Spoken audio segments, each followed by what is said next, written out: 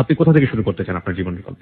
আমি শুরু করতে চাই একবারে ছোটবেলা থেকে। জি, শুরু করুন। আমি ছোটবেলা হঠাৎ করে একদিন আমার বাবা মা দুজনে হঠাৎ করে ঝরগা লাগে।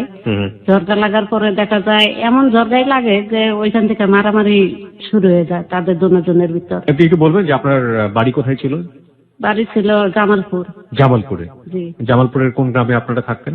জামালপুর ধিকপাইট। ধিকপাইট। ধিকপাইট গ্রামে। আর উপজেলা?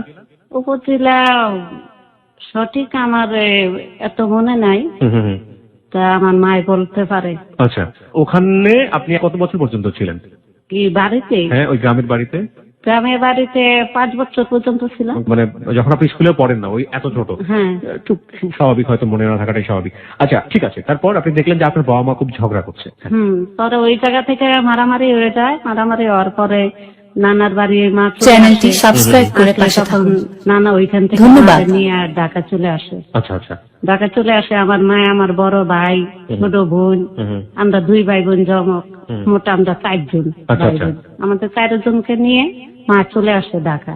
ঢাকা চলে আসার পরে তখন সকালে রওনা দেয়, সন্ধ্যা হয়ে যায় আস্তে আস্তে। তখন আমাদের 2 ভাই বোন, বড় ভাই, এই 3 জনকে টাকগাঁও স্টেশন আমাদের বসায় থুয়ে মায়ের পাশের বাড়ি যায় খাবার আনার জন্য। তো তোমরা এখানে বসো, আমি কিছু দেখি ব্যবস্থা করে আনতে পারি কিনা। তখন ওই জায়গা থেকে আমার ছোট ভাই হঠাৎ করে পানি চায় 1 গ্লাস। তাও ওর জন্য আমি পানি আনতে যাই এক বাসায়। যে বাসায় আমি পানি আনতে যাই ওইখানে আমার আটকায় ফেলা তারা। পানি চায়, পানি চাওয়ার পরে তারা আটকায় ফেলা। এটা কোন স্টেশনের কথা বলছেন আপনি? এটা টাকগাঁও স্টেশনে ছিলাম, কিন্তু যে বাসাটা আমার আটকায় সেটা হচ্ছে ফার্ম গেট। আচ্ছা, ঠিক আছে। হ্যাঁ, বলেন তারপর। পরে ওই বাসা থেকে পানি আনতে গেলে আটকায় ফেলে। তখন আমার ভাই আবার কতক্ষণ পরে কানতে কানতে ওই বাসায় আমার খুঁজে বাইক করে। বাইক করার পরে আমার ভাইয়েরও আটকায় ফেলা ওইখানে। কিন্তু আমরা 2 ভাই বোন জমক ছিলাম। ওর নাম হাসমত, আমার নাম তারাবানু।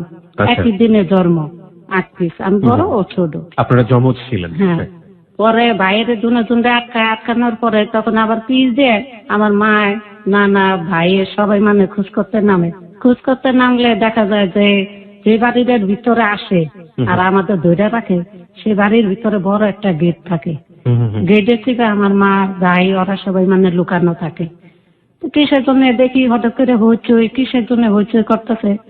পরে তাকাই দেখি যে বাইরে যে ফকির মিসকিন আছে, হঠাৎ করে ওদের ট্রাক ঘুরে সব ধরে নিয়ে যেতেছে। চ্যানেলটি সাবস্ক্রাইব করে পাশে থাকুন। ধরে নিয়ে যেতে পারে। ধন্যবাদ। সেই ভয়ে মা গেটের চিপায় লুকানো থাকে। ট্রাকটা চলে যায়। চলে যাওয়ার পরে ওরা সবাই বেরিয়ে আসে। আমরা দেখে কান্দাকাটি করে চিৎকার পারি। তখন মা ছুটে আসে। আসার পরে আমাদের নেওয়ার জন্য অনেক কান্দাকাটি করে যে তাদের যদি ভুল হয়ে থাকে মাফ করে দেন, তাদের ছেড়ে দেন। তখন তারা ছাড়ে না। তারা বলে কি, দেখো তোমার ছেলে নিয়ে এত দূরে থেকে নিয়ে আসতো, খাওয়ানোর অভাবে তারা মারাও যাইতে পারে। তাদের তো সুন্দর একটা ভবিষ্যৎ তোমরা দিতে পারবা না। তা তাদের আমরা লেখাপড়া শিখাবো, মানুষের মতন মানুষ করবো, সুন্দর একটা পোশাক দিব, আদর যত্নে রাখবো, তুমি নিয়ে কি করবে তাদের? তখন মায়ের তারপরেও মানে না। ট্রাকের ব্যাপারটা আমি বুঝলাম না। ট্রাকে কি হয়েছে? মানে ট্রাকে তখন যত ফকির মিসকিন ছিল তখন নাকি সবার ধরে ধরে নিয়ে যাচ্ছিল কোথায়? হ্যাঁ। আচ্ছা, কত সালের কাহিনী মনে আছে আপনার কাছে? এটা গন্ডগোলের 2 বছর। গন্ডগোলের 2 বছর, তার মানে হচ্ছে মুক্তিযুদ্ধের পরের সময় 1974 সালের কাহিনীর কথা আপনি বলছেন। ওকে, 1974 সালের কাহিনী মানে মুক্তিযুদ্ধের 2 বছর পরের সময়। আমাকে একটু বলেন তো, যে বাড়িতে আপনারা ঢুকলেন সেই বাড়ির লোকজন, মানে সেই বাড়ির মালিকরাই কি আপনাদের দুজনকে আটকে দিয়েছে যে এদেরকে নিয়ে যাওয়ার দরকার নাই, এরা এখানেই থাকুক, এরা এখানেই আমরা এই মানুষ করবো নিজের সন্তানের মতন? যা তো তাদের ছেলে মেয়ে ছিল না, তা নিজের সন্তানের মতন মানুষ করার জন্য ছেলে মেয়ে ছিল না। আচ্ছা, একটা কোয়ার্টার নিয়ে তারা থাকতো ওইখানে। মায় তারপরে মানলো না। না মানার পরে মারে অনেক ভয় দেখানো হইলো যে দেখো, মায় বললো মধ্যে থেকে যে আমি কিন্তু থানায় যাই, তাইলে আমি বলবো যে আমার ছেলে মেয়েদের জোর জবরদস্তি আপনারা আটকাইতেছেন। তখন মারে বললো যে দেখো, তুমি যদি এখন যাই থানায় কেস করো, কোনো তোমার লাভ হইতো না। কিসের জন্য? আমাদের এই যে পরিচিত লোক, এই যে কিছুক্ষণ আগে ট্রাক ভরে মানুষ নিয়ে গেছে, এরা তো পুলিশেরই লোক। দেশ গ্রামে তো একটা কুয়া থাকে, তা এরাও এই ধরনের একটা কুয়ার মতন আছে, কুয়ার ভিতর গরম পানি, ওইখানে নিয়ে ফেলে নিয়ে তোমাদের সবাইটা নিয়ে কিন্তু ওইখানে ছাইড়া দিবে। তখন জীবনে উঠতে আসতে পারবে না, মরা ছাড়া কোনো উপায় থাকবে না। এরকম ভয় দেখাচ্ছে? হ্যাঁ, ভয় দেখানোর পরে তখন মায়ে বুবার মতন হয়ে যায়, আর কিছু বলতে পারে না। পরে ওইখান থেকে মায়ে চলে আসে আপনাদের রেখে? হ্যাঁ, চলে আসে। ওইখান থেকে আসার পরে চুপে যাবে, আবার ডেইলি সন্ধ্যার সময় যায় দেখা করে। আপনারা মোট ভাই বোন ছিলেন কয়জন? 4 জন। 4 জনের মধ্যে 2 জনকে ধরে ফেলেছে, আর বাকি 2 জন কোথায় গেল তাহলে? 2 জন, একজন কুলে, তার নাম সূর্যবানু, বড় ভাইয়ের নাম কেশমত, আমার মার কাছেই থাকে। না, আপনাদের যে 2 জন ছিল টুইন, মানে আপনারা যমজ ছিলেন, সে 2 জনকে বাড়িওয়ালা আটকে দিয়েছে, তাই তো? হ্যাঁ, আর সে তো বড়। বড় বয়স কত বছর ছিল তখন? ছিল তার 20-25 বছর। ও কি করলো সেই মুহূর্তে? তখন ওনাকে কি সাথে করে নিয়ে আসছিল না কোনো গ্রামের বাড়ি ছিল? না, ওর সাথে নিয়ে আসছিল। তা ও তো গ্রাম অঞ্চলের ছেলে, সেরকম খুব একটা জ্ঞান ছিল না। সে কোনো প্রতিবাদ করে না, কিছু বলে নাই। আর ছোট বোনটা সে ছিল কুলে, 1.5 বছরের ছোট বোনটা।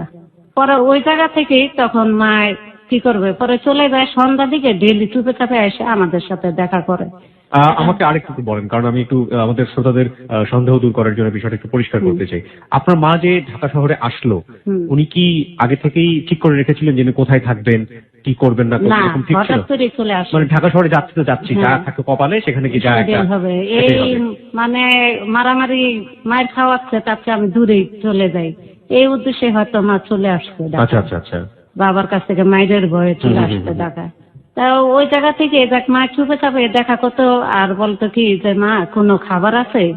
খাবারের তখন অভাব ছিল, আর আমাদের জন্য আমাদের ছেড়ে মানে বাড়িতেও চলে যেতে পারতো না। তাই এইখানেই থাকতো, মায়ের কারণে স্টেশনে থাকতো, আর সন্ধ্যা হইলে আমাদের কাছে এসে খাবার চাইতো। তখন আমি খুব একটা বুঝতাম না, তা খাবার দিব কই থেকে? তখন বলতো ভাতের মার আছে? তখন বলতাম হ্যাঁ আছে। পাগর থেকে ভাতের মার আইনা দিতাম। এরকম দেওয়ার পরে 1 দিন 2 দিন যেতে যেতে হঠাৎ করে একদিন দেখা হয়ে যায়। যে বাড়ির মালিককে আমাদের আটকাইতে হয়, সে দেখে ফেলা। দেখার পরে তখন বলে, দেখো তুমি কান্দাকাটি করো না, তুমি তার বাড়ি চলে যাও, প্রত্যেক মাসে আসে একবার করে দেখা করো, ছেলে মেয়েদের বাড়ি থেকে ঘুরে আনো। যদি না ঘুরে আনো তা তো তারা বাড়ি ঘর চিনবে না, কেউ চিনবে না। আচ্ছা। হ্যাঁ, তারা আশা দিল, আর মাসে মাসে কিছু টাকা পয়সা নিয়ে দেয়। এই ধরনের কথাবার্তা বলার পরে তখন মায়ের তারপরও কান্দাকাটি করে, কিছুতেই তারাই করতে পারে না। কি করবে? তখন বলে ঠিক আছে, তোমার একটা ঠিকানা দিই, তোমার যে ছেলে, আমার মা তোমার ছেলেটাকে চাইছে, তার মার আবার মানে যে আমারে রাখছে তার মার বাড়ি যেমন ফার্ম গেটের ভিতরে রোডের এই পারে আমি, ওই পারে আমার ভাই নানির বাসা থাকে। তা ওই বাসায় আমার ভাইয়ের নিয়ে দিয়ে আসলো, বললো কি তুমি যদি দেখা করতে চাও তাহলে এইখানে এসে তুমি যোগাযোগ করবা, এইখানে এসে মানে আপনার যমজ ভাইটাকে দিয়ে আসলো? হ্যাঁ, দিয়ে আসলো, আর জায়গাটা চিনিয়ে দিল। আমরা এই জায়গা নাও থাকতে পারি, কতদিন পরে চলে যেতে পারি জায়গা চেঞ্জ করে। তারপরে মায়ের শুনে জায়গা দেখে পরে চলে যায় বাড়িতে। বাড়িতে চলে যাওয়ার পরে তখন আর আমার সাথে আর মার সাথে দেখা হয় না। ঠিকই তারা 1 মাস পরে বাসা পাল্টাইয়া গুলশান চলে যায়। ওইখানেই থাকি। ওই জায়গা থাকার পরে 1টা বছর বেশ ভালোই আমার জীবনটা কাটে। তারা নতুন নতুন পোশাক এনে দেয়, স্কুলে ভর্তি করাই দিল, তারপরে ভালো ভালো খাবার দিল। আপনার ওই ভদ্র মহিলা এবং ভদ্র মহোদয়ের কোনো সন্তান ছিল না? মানে ছিল না। আপনাকে কি সন্তানের মতোই যত্ন করতো? হ্যাঁ, তখন মানে খুবই আদর করতো, এমন আদর করতো যে আমার মার কাছে আমি এরকম আদর পাইনি। খুবই আদর করতো, তো অনেক খুশি ছিলাম। তো ওই জায়গা থেকেই হঠাৎ করে মানে একদিন তার এক ছেলে হয়। ছেলে হয়? হ্যাঁ, ছেলে হয় প্রথম। ছেলেটা হওয়ার পরে তার বোন আসে বাড়ি থেকে দেখার জন্য, বোন আসে, মাদারও বোনটা। তা তাদের আবার একটু সমস্যা ছিল টাকা পয়সা দিক দিয়ে। তখন সে বলল, দেখো পরে মেয়েদের তো লেখাপড়া শিখাই কোনো লাভ নাই, তাতে যদি আমার ছেলে মেয়েরা শিখাও তো ভবিষ্যতে বলতে পারবে যে না, আমার খালার উছিলাতে আজকে আমরা লেখাপড়া শিখতে পারছি। একথা বলে তখন আমার লেখাপড়া বন্ধ করে দেয়, আমার কাজে লাগাই দেওয়া হয়, বই খাতা ছিঁড়ে পালাই দেয়। পরে ওইখান থেকে আমি কাজ করতে থাকি টুকটাক। আমার ঘর গুছাইতে দিল, ঘর ঝাড়ু দিতে দিল। তারপরে ঘরের ভিতরে অনেক ফুলের টব ছিল, মানে সব পাতা। এই পাতাগুলো ডেইলি আমার কাজ ছিল, সকালে বিকালে একটা একটা করে পাতা মোছা। পাতার ভিতরে বালু থাকলে তাইলে তো আমার অবস্থা খারাপ আছে। সে হাতে আবার দেখতো ভালো লাগে কিনা। জুতা পরিষ্কার করতে দিত, তাদের দাঁত ব্রাশ করার টুথপেস্ট লাগাই সামনে দেওয়া, নাস্তা আগায় দেওয়া, এই ধরনের কাজ আমার ভাগ করে দেওয়া হলো। এগুলো আপনাকে আগে করা হতো না, না। ছেলে হওয়ার পরে আপনাকে এগুলো হ্যাঁ। করতে বললো? আর নিচে থেকে দোতলায় আমারে বললো যে তুমি দুপুর হলে আমাদের খাবারটা উপরে দিয়ে আসবা, খাওয়া শেষে আবার নিচে নিয়ে আসবা। ওনার কি বড় লোক ছিল? হ্যাঁ, মোটামুটি বড় লোক ছিল। তা ও ছিল না। ভদ্রলোক কি করতেন যে বাড়িতে আপনি সে ছিলেন? ফুটি ফিল্মের দোকান ছিল মতিঝিল, হুম, হুম, হুম। এর দোকানই, কিন্তু আরো ব্যবসা আছে, কিন্তু সেটা আমি সঠিক আপনি জানি জানেন না। না, ওকে ঠিক আছে। হ্যাঁ। হুম। যাই হোক, এখন বর্তমানে 7 বাড়ির মালিক সে। 7টা? হ্যাঁ, মানে 7টা বাড়ির। হ্যাঁ, 7টা বাড়ির মালিক। ওকে। 7টা বাড়ির মালিক। গুলশানে আছে পাশাপাশি 2 বাড়ি, উত্তরা আছে 2 বাড়ি, চিটাগানা আছে 2 বাড়ি, আরো একটা আছে। মাশাআল্লাহ। এত বাড়িতে কি করবে? অনেক, সেটা আমাদের মানে দেখতে হবে। আমার নেওয়ার পরে প্রচুর। আমি একটু শ্রোতাদেরকে একটু অ্যাড্রেস করছি যে গল্পটা আমরা শুনলাম। আমি একটু 1 মিনিট একটু সামারি বলতে চাই। গ্রামের হতদরিদ্র নিদারুণ একটি পরিবার, 74 সালের কাহিনী আমরা শুনছি। সেই সময় আমরা জানি যে বাংলাদেশ সদ্য মুক্তিযুদ্ধ থেকে স্বাধীন হওয়া একটা দেশ, এবং সেই সময়ে আপনারা যদি আমাদের পত্রপত্রিকা দেখে থাকেন এবং আপনারা যদি এরকম দেখে থাকেন যে বঙ্গবন্ধু, আমাদের জাতির জনক বঙ্গবন্ধুর বেশ কিছু সাক্ষাৎকার আছে, আপনারা ইউটিউবে গেলেও পাবেন এটা, যে ওই সময়টা উনি দেশ নিয়ে বিদেশিদের কাছে যে কথাটা বলছেন যে আমাদের কিন্তু সবগুলো ওপেন করা আছে, ওপেন পলিসিতে, আপনারা যদি কেউ চান আমাদেরকে হেল্প করতে পারেন, আমরা কোনো কিছু হাইড করছি না। আমি অনেকগুলো ইউটিউবে এরকম একটা ভিডিও দেখেছি। আমরা ওই সময়টাতে ইকোনমিক ভাবে প্রচন্ড পর্যদুস্ত একটা দেশ, এটাই হওয়া স্বাভাবিক। 9 মাসের ভয়ঙ্কর প্রলয়ঙ্করী যুদ্ধ হওয়ার পর একটা দেশের অর্থনীতি ঘুরে দাঁড়াতে সময় লাগে। আমরা সেই সময় একটা দুর্ভিক্ষের মধ্য দিয়ে যাচ্ছিলাম, খাবার দাবারের যথেষ্ট অভাব ছিল। আমরা জানি যে এরকম বিদেশ থেকে কম্বল এসছে, সেই কম্বলগুলো টুকরো টুকরো করে বিক্রি হয়েছে, এবং যা হয় আর কি, যেখানে দারিদ্র থাকবে সেখানে দুর্নীতি থাকবে, এটাই স্বাভাবিক। তো এরকম একটি সময়ে গ্রামীণ একটা পরিবার গ্রাম থেকে উঠে এসছে এবং এসে তারা শহরে এসছে কোনো একটা ভালো আশ্রয়ের জন্য বা কাজের জন্য। সেই সময়টাতে একটা শহুরে পরিবার তাদেরকে এক ধরনের অন্যায়ভাবে হোক বা তাদের মনোবাসনা পূরণ করবার জন্যই হোক না কেন, পরিবার থেকে বিচ্ছিন্ন করে ফেলেছে। এবং তারাবানু আর তারাবানুর সাথে যে ভাইটি ছিল, যমজ ভাই, নামটি কি বলছিলেন? হাসমত। হাসমতকে নিয়ে নিয়েছে একটি পরিবার। এবং তারাবানুর জীবন কাহিনীতে আমরা যেটা দেখতে পাচ্ছি, তারাবানু প্রথম দিকে তাদের কাছে সন্তানের মতো ছিল, কিন্তু ওই পরিবারে পরবর্তীতে একটা সন্তান আসার পরে তারাবানুর সাথে যেটা আচরণটা করা হচ্ছে, ধীরে ধীরে আমরা দেখছি তার উপরে কিছু কাজ চাপিয়ে দেওয়া হচ্ছে। আপনার তখন বয়স কত? তখন 6 বছর চলে। 6 বছর চলতেছে। আচ্ছা, তারপর? কিন্তু বাসাটা পাল্টায় গুলশানে আসার আগে দিয়ে আরেকটা কাহিনী গেছে। যেমন ওই যে আমার ছোট বোনটা, সে যে ডেলি বাপের ফ্যান আমার মায়ের নিয়ে আমার ছোট বোনটারে খাওয়াইতো, নিজেরা খাইতো। ওরা হঠাৎ করে একদিন দেখা গেল কি যে আমার ছোট বোনটা শোলে, সারা শোলে মানে পানি চলে আসে। এই ফ্যান খাইতে খেতে পানি আসার পরে সে মারা যায়। আহা। সে মারা যায়, তখন আমার নানারে মায়ের দিয়ে, আপনার মা কই থাকতো? তখন স্টেশনেই থাকতো। ওই স্টেশনেই থাকতো? হ্যাঁ, আমাদের জন্য অপেক্ষা করতো যে দেখি ওদের নিতে পারি, কোন রকম যদি লুকাইও ওদের নিয়ে যেতে পারি বাড়িতে, সেই আশা সে বাড়ি যায় নাই, ওখানে থাকতো? ওইখানে আর থাকতো, ওই- স্টেশনে কাটাইতো। ও মাই গড। তারপরে এইভাবে করে বাতের ফ্যান খাওয়াইতে খাওয়াইতে পানি চলে আসার পরে বোনটা মারা যায়। তখন আমার নানারে দিয়ে খবর পাঠায় যে ওরে একটু ডাক দিয়ে আনো, সে দেখা একটু দেখে যায়। ভাতের ফ্যানটা আপনাদের কাছ থেকে নিচ্ছে? হ্যাঁ, আমার কাছ থেকেই নিত, আমি নিজেই দিতাম বাতের ফ্যানটা। ওহো। পরে আমরা ছাড়ে না, বাসায় এসে বলে, তখন তারা ছাড়তে চায় না। তখন বলে ঠিক আছে, বিশ্বাস যদি না করেন সাথে কেউরে দিয়ে দেন, যাই এক নজর দেখে আসুক। পরে নিজেরাই আমার সাথে নিয়ে যায়, নিয়ে দেখায় আনে। বাসা পরে চলে আসি, ওইখান থেকেই মানে ওই যে বাইরে ওই বাসা দিয়ে আসে, মারে পরিচয় করায় দিয়ে পরে মারে বিদায় দেয়, মায় চলে যায়। আর মার সাথে আমার দেখা হয় না, তখন তো গুলশানে চলে আসি। তো ওইখানে আসার পরে এই কাজ করতে করতে হঠাৎ করে একদিন আমার বললো কি যে দোতলায় তুই দুপুরে ভাতটা আমাদের তুই দিয়ে আসবি, যতক্ষণ পর্যন্ত খাবার না হবে ততক্ষণ পর্যন্ত পাশে তুই দাঁড়ায় থাকবি। তা তখন তাদের খাবার দিয়ে আসতে গেলাম। খাবারের পরে শেষে আমি থালবাড়ি ওইটা নিয়ে আসলাম। তা কাজের যে মহিলা ছিল আসে দুপুরের দিকে ঝাড়ু দিত, ঘর বসতো। তা সে সিঁড়িতে বসছে, আমি খেয়াল করি নাই ভিজা ছিল। তা পিছলাকে আমি নিচে পড়ে যাই, কাছের থাল নিয়ে, ভাতের থাল 6টা নিয়ে পড়ে যাই, একটা থাল ভাঙে যায় এই জায়গা থেকে। তখন এই দেওয়ালের সাথে আমাদের টাইনে নিয়ে গেল, কই এখানে আসি, তোর মন কই থাকে, কাজের দিকে কি মন বসে না, ঠিক মতন কাজ করতে পারোস না বলে আমার ওইখানে নিয়ে যায়। নিয়ে তখন আমার হাত এভাবে করে বান্ধার পরে তখন ওই কাজ ভাঙ্গা দিয়ে তখন আমার হাত কাটতে দেওয়া জায়গা চির করে হাত কাটতে দেয়। ওই যে কাজগুলো? হ্যাঁ, মানে আমি থাল ভাঙলাম কিসের জন্য? হাত কেটে দেওয়ার পরে তখন কাটার অবস্থার উপর দিয়ে আবার মরিচ মাইকে দেয়, লবণ মাইকে দেয়। তো আমি তখন আর সহ্য করতে পারি না, তখন বলি আপনি আমার ধর্মের মা লাগেন, আমার সাইডে দেন, নাহলে আমার মার কাছে আপনি আমার দিয়ে দেন, তা আমার জানে মাইরেন না। এইবার তো আমি সহ্য করতে পারতাছি না। পরে ওইখান থেকে পাশে তার ভাই থাকে, ভাই এসে তখন ছুডায়, তারাই নিজের আমার তো আবার নিজের এই ওষুধ এনে লাগাই দিত। তা ওষুধ লাগাই দেয়, ওষুধ লাগানোর পর টুকটাক কাজ আমারে করাইতো। আবার ফিরে গাছের পাতা যে বললাম, সকালে ঘুমে থেকে মানে আজানের আগে আমার উঠা লাগতো, টাইম দিয়ে দিছিল, আজানের আগে দিয়ে তুই উঠবি ঘুমে থেকে ডেইলি। উঠে এই পাতা মুছবি, জুতা পালিশ করবি, গজারু দিবি, ঘর মুছবি, কার্পেট পরিষ্কার করবি, টাইম টুক আমারে দিয়ে দিত। তাই এই কাজ করার পরে তাই আগে উঠে আমি পাতা মুছতাম, মুছে তো এই টুকটাক কাজ সব শেষ করতাম। শেষ করার পরে আইসা দেখতো গাছে কোনো পাতায় ময়লা লাগে কিনা, তাতে দেখতো কি একটু বালুর মতন লাগে। এই পোলাপানের বেল ছিল আলনার ভিতরে সাজানো, এই বেলটা নিয়ে মানে ইচ্ছা মতন মারলো আমারে, চাবুকের মতন বাইরে নিয়ে শুরু করলো। বাড়ির ঠেলা আমার এই কপালে এখনো চিহ্ন আছে, কেটে গেল, আর মাথায় 2 জায়গা কাটলো। তখন আমি বললাম যে দেখেন আমি মুছছি ঠিকই। কে মারছে, মানে মারলো কে? ওই বাড়ির মালিকে। মালিক? মালিক মানে কি মহিলা, আমার পালক মা। পালক মা, হ্যাঁ, সেটাই বললেন। সে মারলো। ওনার নাম কি ছিল মনে আছে? দেলোয়ারা। দেলোয়ারা? হ্যাঁ, দেলোয়ারা। আর ওনার হাজবেন্ডের নাম ছিল এমার চৌধুরী। এমআই চৌধুরী? হ্যাঁ, এমার চৌধুরী। সে এখন মারা গেছে, মৃত্যু।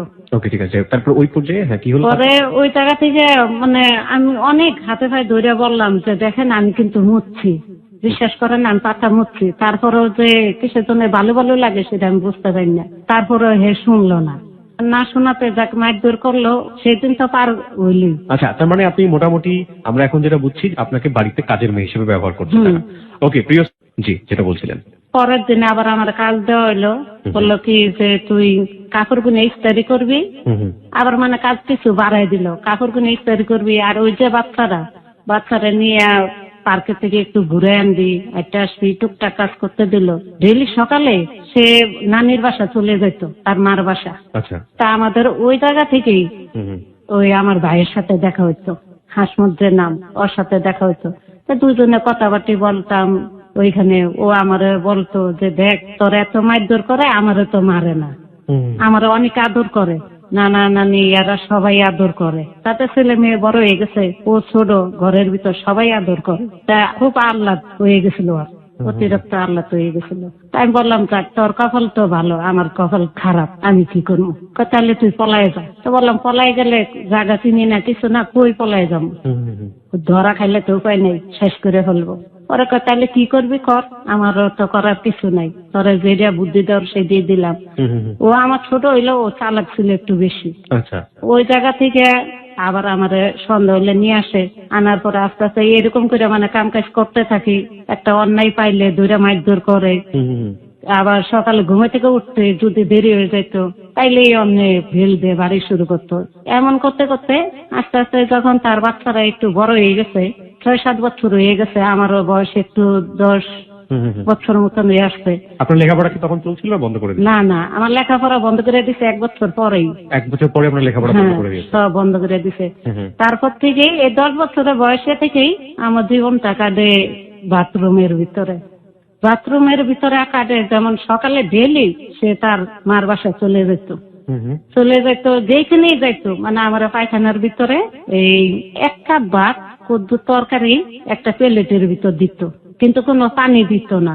আর পাশে একটা চাউলের ড্রাম ছিল বড় সরানো, এই চাউলের ড্রামের উপরে 1 কেজি চাউল, 1 কেজি মসুরি ডাল এটি মিলে দিয়ে যেত। আর নিচে যে ফলটটা ছিল, ফলটে মানে পাকার ভিতরে পানি ঢেলে থুয়ে যেত। এ ডাল তো কিসের জন্য, আমি যদি ফলতে বসে থাকি কি শুয়ে ঘুমাই, এই কারণে যেন না শুতে পারি না বসতে পারি, দাঁড়ায় থেকে এই চাউল ডাল মিক্সার করে দিয়ে যাইতো এর বাচ্চা আমার আলাদা করার জন্য। সারাদিন দাঁড়ায় থেকে আমি এই চাউল ডাল বাচ্চা আলাদা করি। আর পায়খানার ভিতর যে ভাত দিত, এবার তো এখানে খাওয়া সম্ভব না। আমার ছোটবেলা থেকে একটু ঘিম বেশি, তা ভাত আমি খাইতাম না, ইয়েতে ফালাই দিতাম। পায়খানা বলতে আপনি বোঝাচ্ছেন যে টয়লেট? হ্যাঁ, যেখানের ভিতরে মানে তারা বাথরুমে যাওয়া আসা করতো সেই দিক। এটা কেন করতো? এটা করতো জানি এখন আস্তে আস্তে বড় হয়ে উঠছি, যদি মানুষের সাথে মিশি কথা বলি, হয়তো তারা বুদ্ধি দিতে পারে পলায় যাওয়ার জন্য, কি পলায় চলেও যেতে পারি, কি চালাক হইতে পারি। এই কারণে কেউ সাথে মিশতে দিত না, কেউ সাথে কথা বলতে দিত না। যখন আপনার বয়স 10 বছর? হ্যাঁ, তখন থেকে। তাই এরকম করে মানে সকালে আটকে পেয়ে যেত, সন্ধ্যা হলে খুলে দিত। আপনি কি করতেন ওই সময়টাতে? ওই চাউল ডাল বাচ্চা আলাদা করা লাগতো। আর যখন সন্ধ্যা হয়ে যেত তখন প্রচুর আমার ভয় লাগতো, এত কারেন্ট থাকতো না, ওই যে বাতি অফ করা, ভয়ে কাঁপাইতে থাকতাম। মানে এই ভয়ে ভয়ে হয়ে গেছি, যে আমি ভীতু হয়ে গেছি। আজকে যে গল্পটা আমরা শুনছি এটা মঙ্গল গ্রহের গল্প না, এটা পৃথিবীর গল্প এবং বাংলাদেশের ঢাকা শহরের কোন একটি বাড়ির গল্প। এই গল্পটাকে অবিশ্বাস করার যাদের করতে ইচ্ছে করছে তাদেরকে আমি বলবো যে লাস্ট 2 বছরের একটা পরিসংখ্যান নেন যে কাজের মেয়েদের উপরে গৃহকর্তা বা গৃহকর্ত্রী যারা আছে তারা কি ধরনের অমানসিক নির্যাতন করে। কখনো কখনো আমরা তারা পেয়েছি তারা বিশ্ববিদ্যালয়ের শিক্ষক পর্যন্ত, এমনও পেয়েছি যে গায়ের চামড়া তুলে ফেলেছে।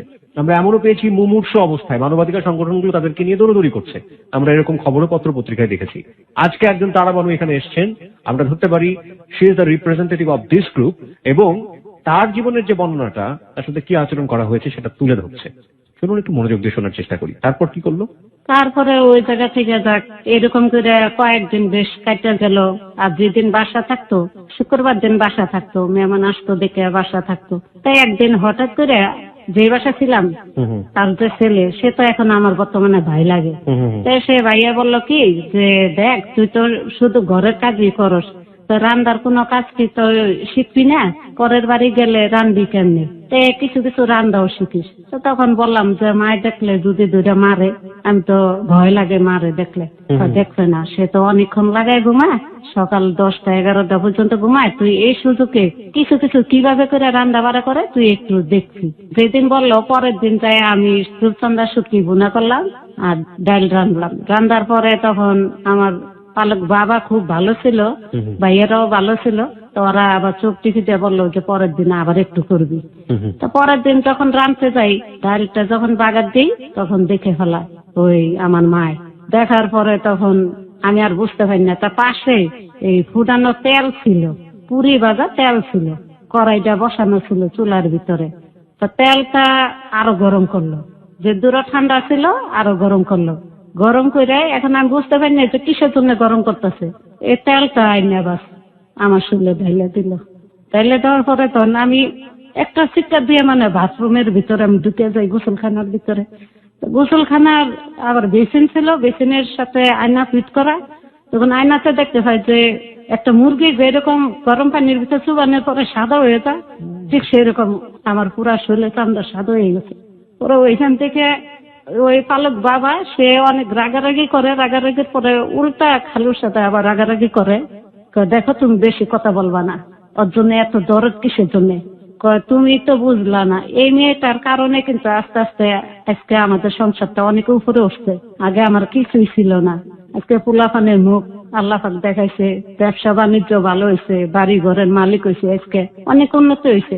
এমন করাচ্ছে 4 সন্তান তার বুকে ফিরে দাও, তাও কষ্ট দিয়ে না, তুমি একটা কথা বলবা না। তাই এরকম করে দেখা আমার ছাদের উপর নিয়ে রেখে দেয়। সেই পর্যন্ত গাউডা না টানে ছাদে থাকি। ওইখান থেকে আবার গাউডা শুয়ে গেলে আবার নিচে নামে আনে, আবার কাম কাজ করি। করতে করতে একদিন হঠাৎ করে তারা এই মার বাসা যায়, আবার গেলে তখন আবার আমারে নিয়ে যায়। নিয়ে গেলে ভাইয়ের সাথে আবার দেখা করি। মায়ও সেদিন কি মনে করে যেন মায় আসে, এরকম যেরকম এই জায়গায় আমার মায়, ওই জায়গা আমি দূরে থেকে বসায় দেখাইতেছে। তাই আমি মার সামনে যাই কথা বলছি। তা কথা বললাম কিসের জন্য, এটার জন্য হাতে বড় বড় চারি ছিল। এই চারি দিয়ে মায় চলে যাওয়ার পরে মার সাথে কিসের জন্য কথা বললাম, কিসের কথা বললাম, এই কারণে দূরে থেকে তোরা দেখা করতে বলছি, কাছে গেলি কিসের জন্য, এই ধরনের প্রশ্ন করে আমারে মার শুরু করছে। মুখের ভিতরে খামচি মারে, ভিতরে মাংস শুদ্ধে উঠতে চলে আসে, এমন খামচি মারে, গলার ভিতরে খামচি মারে। মানে আমি জ্বালা যন্ত্রণা মনে হয় যে রাক্ষস একটা যেমন খামচাইলে যেমন পাগল ছিল নাকি? না, ভালোই, কিন্তু এমন মায়ের মাসতে আমার সারা মুখ গলা চিহ্ন, অনেক চিহ্ন ছিল। এখন আস্তে আস্তে কিছু মিশে গেছে। তারপরে ওই জায়গা থেকে এই অবস্থায় বাসা আবার নিয়ে যায়। রাইতে নিয়ে গেলে কাম কাজ করাইয়া অনেক রাত হয়ে যায়। রাত হয়ে গেলে পা টিপতে দেয়, পা টিপতে মানে হঠাৎ করে ঘুমাই পড়ি। তো ঘুমাই গেলে খাটে থেকে লাথি মেরে নিচে ফেলাই দেয়, আবার তুলে কয়েসা পা টিপ, তখন আবার এই পা টিপতে আবারও ঘুমাই যায়। এই অবস্থা মাইক দূর করে। যখন রাত 2টা কি 1টা বাজে যায় তখন বলে কি যাই আসো, শুই। শোয়ার পরের দিন চাচা লন্ডন থাকে, লন্ডন থেকে তার পরিবারও আছে, তার চাচা আসে বেড়াইতে। তা তার চাচা হইলে আমার তো নানা লাগে। তা তার নানা বলে ডাকি, তা সে পানি চা, তার কাছে পানি দিয়ে আসতে যায়। পানি দিয়ে আসতে গেলে আমার হাতে ধরে বলে কি, তোরে যদি রাইতে ডাক দিই তুই শুনবি আমার কথা? আমি বললাম কিসের জন্য রাইট করে আপনি আমার ডাক দিবেন, কিসের জন্য? দরকার আছে। তারপরে আমি বলছি ঠিক আছে শুনবো বলে ওইখান থেকে ছুটে এসে তো কাম কাজ শেষে পরে শুই। আর শোয়ার আগে দিয়ে একটা বুড়ি থাকে, ওই কাজের মহিলা, তারে নানি বলে ডাকি, খুব ভালো। তার কাছে তখন বলি ঘটনাটা খুলে যে এই বলছে আমারে, তুই বুঝবি না, তাহলে আজকে থেকে তোর বিছনায় আমি শুমু, তুই আমার বিছনায় থাকবি, অদল বদল করে শুই। তারপর মাথা ঢেকে শুবি, বদলা রেখে শুবি না। তো তখন সে নানি একটা ছুরি নিয়ে আবার শুয়ে থাকে, আর আমি নানির বিছনায় যাই শুয়ে থাকি। পরে অর্ধেক রাত হইলে মানে নিশি রাইতে কয়টার সময় যেন আইসে আস্তে আস্তে করে আগে কাপড় উঠায়, মানে খেতারা আলগি দেওয়ার পরে নানি কয় কে, আমি কিন্তু শুনতে পারতাছি সবই। পরে কয় আমি তারা বানুরে খুঁজি, এক গ্লাস পানি চাই। তখন নানি আবার রাগারাগি করছে, ওরে ও তুই পানি খাওয়ার জন্য আসতো, তুই কিসের জন্য আসছিস আমি কি বুঝি না, তুই কি বাঁচছস, তুমি একটা মেয়ে, এটারে তোর আর কত শাস্তি দিবি, কত আজাদ দিবি? আর মেয়েটা একটু সিয়ানা হয়ে উঠছে, আর আবার মেয়েটার পিছে বাঁচছস না, দাঁড়াই এই ছুরি দিয়ে তোর নারী বুড়ি সব ভাই করে পরে জেল কাটমু, দরকার পড়লে তোর মেয়েটার জীবন নষ্ট করতে দিব না। পরে সে চলে যাওয়ার পরে সকালে পরে আমি মার কাছে বলি কাহিনী খুললে, মায়া আবার চাচারে জিজ্ঞেস করলে সে কি যেন উল্টা পাল্টা কথা বলার পরে সে করলো কি আমার চুলের মধ্যে ধুইরা টাইনে গোসলখানায় নিয়ে গেলে উইল পাউডার বালতির ভিতরে গুলাইয়া পরে পাকার ভিতরে সব ছাইড়া দেয়, আরো উইল পাউডার ছিটাইয়া পরে আমার এই পাশে থেকে ধাক্কা দেয়, আমি ওই পাশে যেয়ে পড়ি বেসিনের উপরে, আবার ওই পাশে থেকে ধাক্কা দিলে এই পাশে এসে পড়ি। এমন করতে করতে এখনো পর্যন্ত আমার এই যে দাঁত দিনে সব মানে কাঁচা দাঁত লইরা যায়, উলুট পালট হয়ে যায়। এখন পর্যন্ত আমি সেই ব্যথায় আমি ঠিক মতন মানে ধরতে পারি নাই দেখে আজকে আমার দাঁত গুনে দেখা তারা এখনো। তো এরকম অত্যাচার তার ভিতরেও মানে এই যে আমি শিয়ানা হয়ে উঠছি তখন, হ্যাঁ মোটামুটি হ্যাঁ। হ্যার যে ভাই শিয়ানা ভাই তার ছেলে তাদের সামনে আমার উলঙ্গ করে ফেলছে, উলঙ্গ করে তাদের সামনে আমার এরকম ইজ্জত কি করে আমার এরকম মাইর করছে। এটা কি সম্ভব? একটা নারী এরকম নারীর জীবন নিয়ে খেলা করতে পারে? তারই তো সন্তানের মতন, তারে তো আমি মার মতনই জানছি, তারপরে তাদের সামনে এরকম উলঙ্গ করে এই মারছে ভালো কথা, কিন্তু এভাবে করে তো মারার উচিত না। ওই জায়গা থেকে আমার মুখের কথা কেউ বিশ্বাস করে না।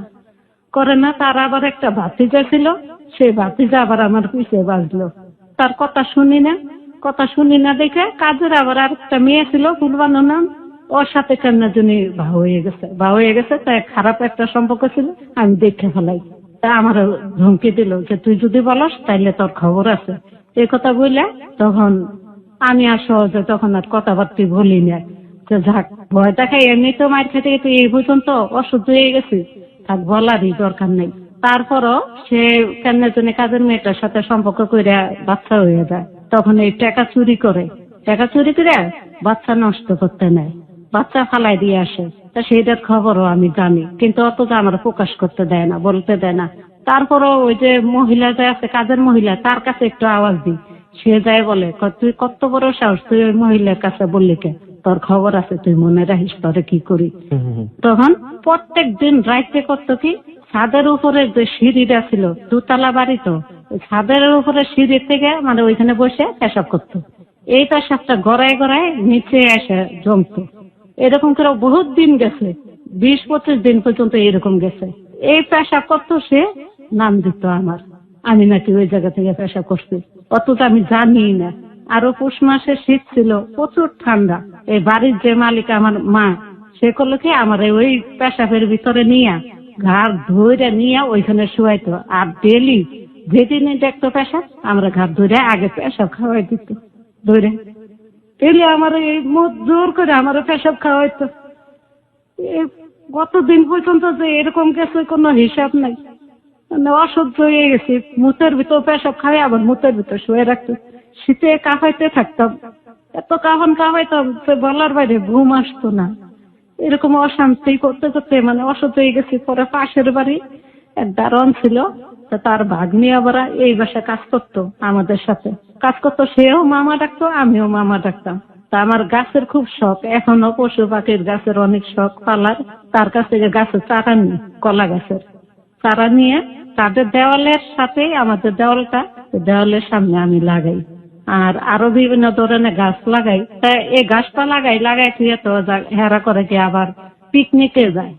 পিকনিকে যাওয়ার আগে দিয়ে আগের দিন ছাদের উপরে আমার কাপড়ের জন্য পাঠায়, কাপড় উঠাইতে যাই। এখন দেখি সে মামা, যারে মামা ডাকছি, সে একটা কচ্ছপটা সুন্দর করে সাবান দিয়ে গোসল করাইতেছে। গোসল করাইয়া একটা কাপড় দিয়ে মুছছে, একটা কাঠের বাক্সের ভিতর সুন্দর করে তারে মানে ঘুম পাড়াইতেছে। এই দৃশ্য দেখে আমার কাছে খুব অবাক লাগলো। সেটা আমি দেখতেছি মনোযোগ দিয়া। তো দেখতেছে, আমার দেখছে সিঁড়ির উপর দাঁড়ায়। আমি এই দৃশ্য দেখি। আমি তা দেখলাম কেন, কিসের জন্য দেখলাম? আমার কাজের জন্য আমার দরকার হয়েছে ছাদে থেকে কাপড় আনা। আমি কাপড় নাই না, আমি এই দৃশ্য কিসের জন্য দেখলাম? আচ্ছা, নাহলে আমার অন্যায় হয়েছে, আমার ভুল আমি স্বীকার করি। তো এটার জন্য তো সে পারে না। ওইখান থেকে আমারে চুলের মুঠি ধইরা হেঁচড়ায় টাইনে উপরে নিয়ে যায়।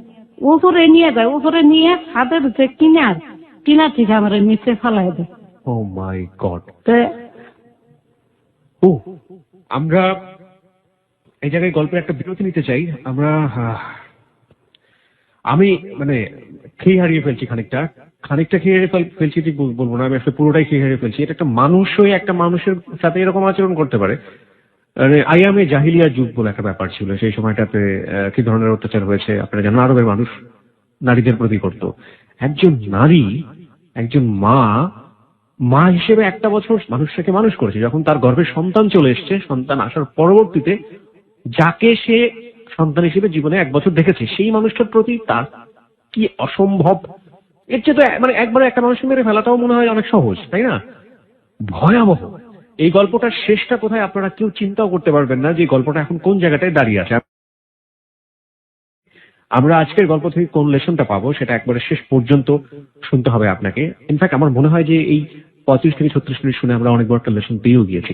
আমরা পত্র পত্রিকায় দেখি যে মাঝে মাঝে গৃহ পরিচারিকা যিনি থাকেন তার প্রতি কি পরিমাণ অত্যাচার করা হচ্ছে গৃহকর্ত্রী দ্বারা, কি ভয়াবহ রকমের নির্যাতন, তেল দিয়ে দেওয়া। এবং এরকমও দেখেছি যে একটা মানুষ বের হয়েছে, এরকম আমার পত্রিকায় আমার ছবিটা ভাসছে চোখের সামনে, যে মাথার চুল নেই ঠিক মতো, উস্কো খুস্কো, এবং খাবার দেওয়া হচ্ছে না ঠিক মতো, তাকাতে পারে না, মনে হচ্ছে এটা কি মানুষের বাচ্চা, কোথা থেকে বের হলো এটা।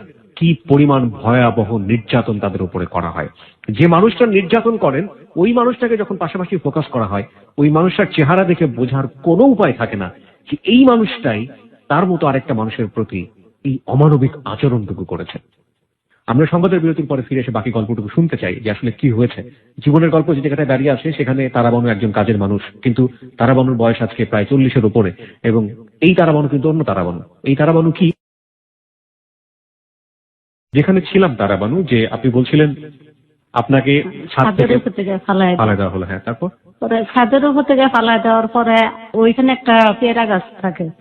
পেয়ারা গাছের ডালটা ভাঙ্গা থাকে, ওই ডালের সাথে আমার জামার মানে ফিরে বাজ্যা থাকে। বাজ্যা থাকলে আমি ঝুলি, তখন আর পরি না। তা ওই জায়গা থেকে আবার ছুটে আনি চুলের মধ্যে ধুইটা, চুল বড় ছিল, হাতের সাথে পেঁয়াজ দিয়ে ছেঁচড়ে মানে উপরে তুলে ছেঁচড়ে আনে। পরে উপর থেকে আবার ফালাই দেওয়ার পরে বালুর উপরে যায় পড়ি।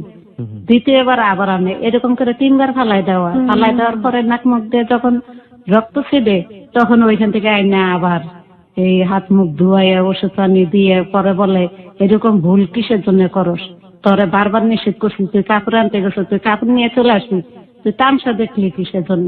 এটা তো আমার কারণে মনে হচ্ছে উনি প্রচন্ড মানসিক বিকারগ্রস্ত একজন মানুষ। অসুস্থ মানুষের মধ্যেও কিছু না কিছু মানসিক বিকারগ্রস্ত থাকে। আমার কারণে মনে হচ্ছে যে উনি সুস্থ নন। উনি সুস্থ হলে একজন মানুষের সাথে ধরনের আচরণ করতে পারেন না।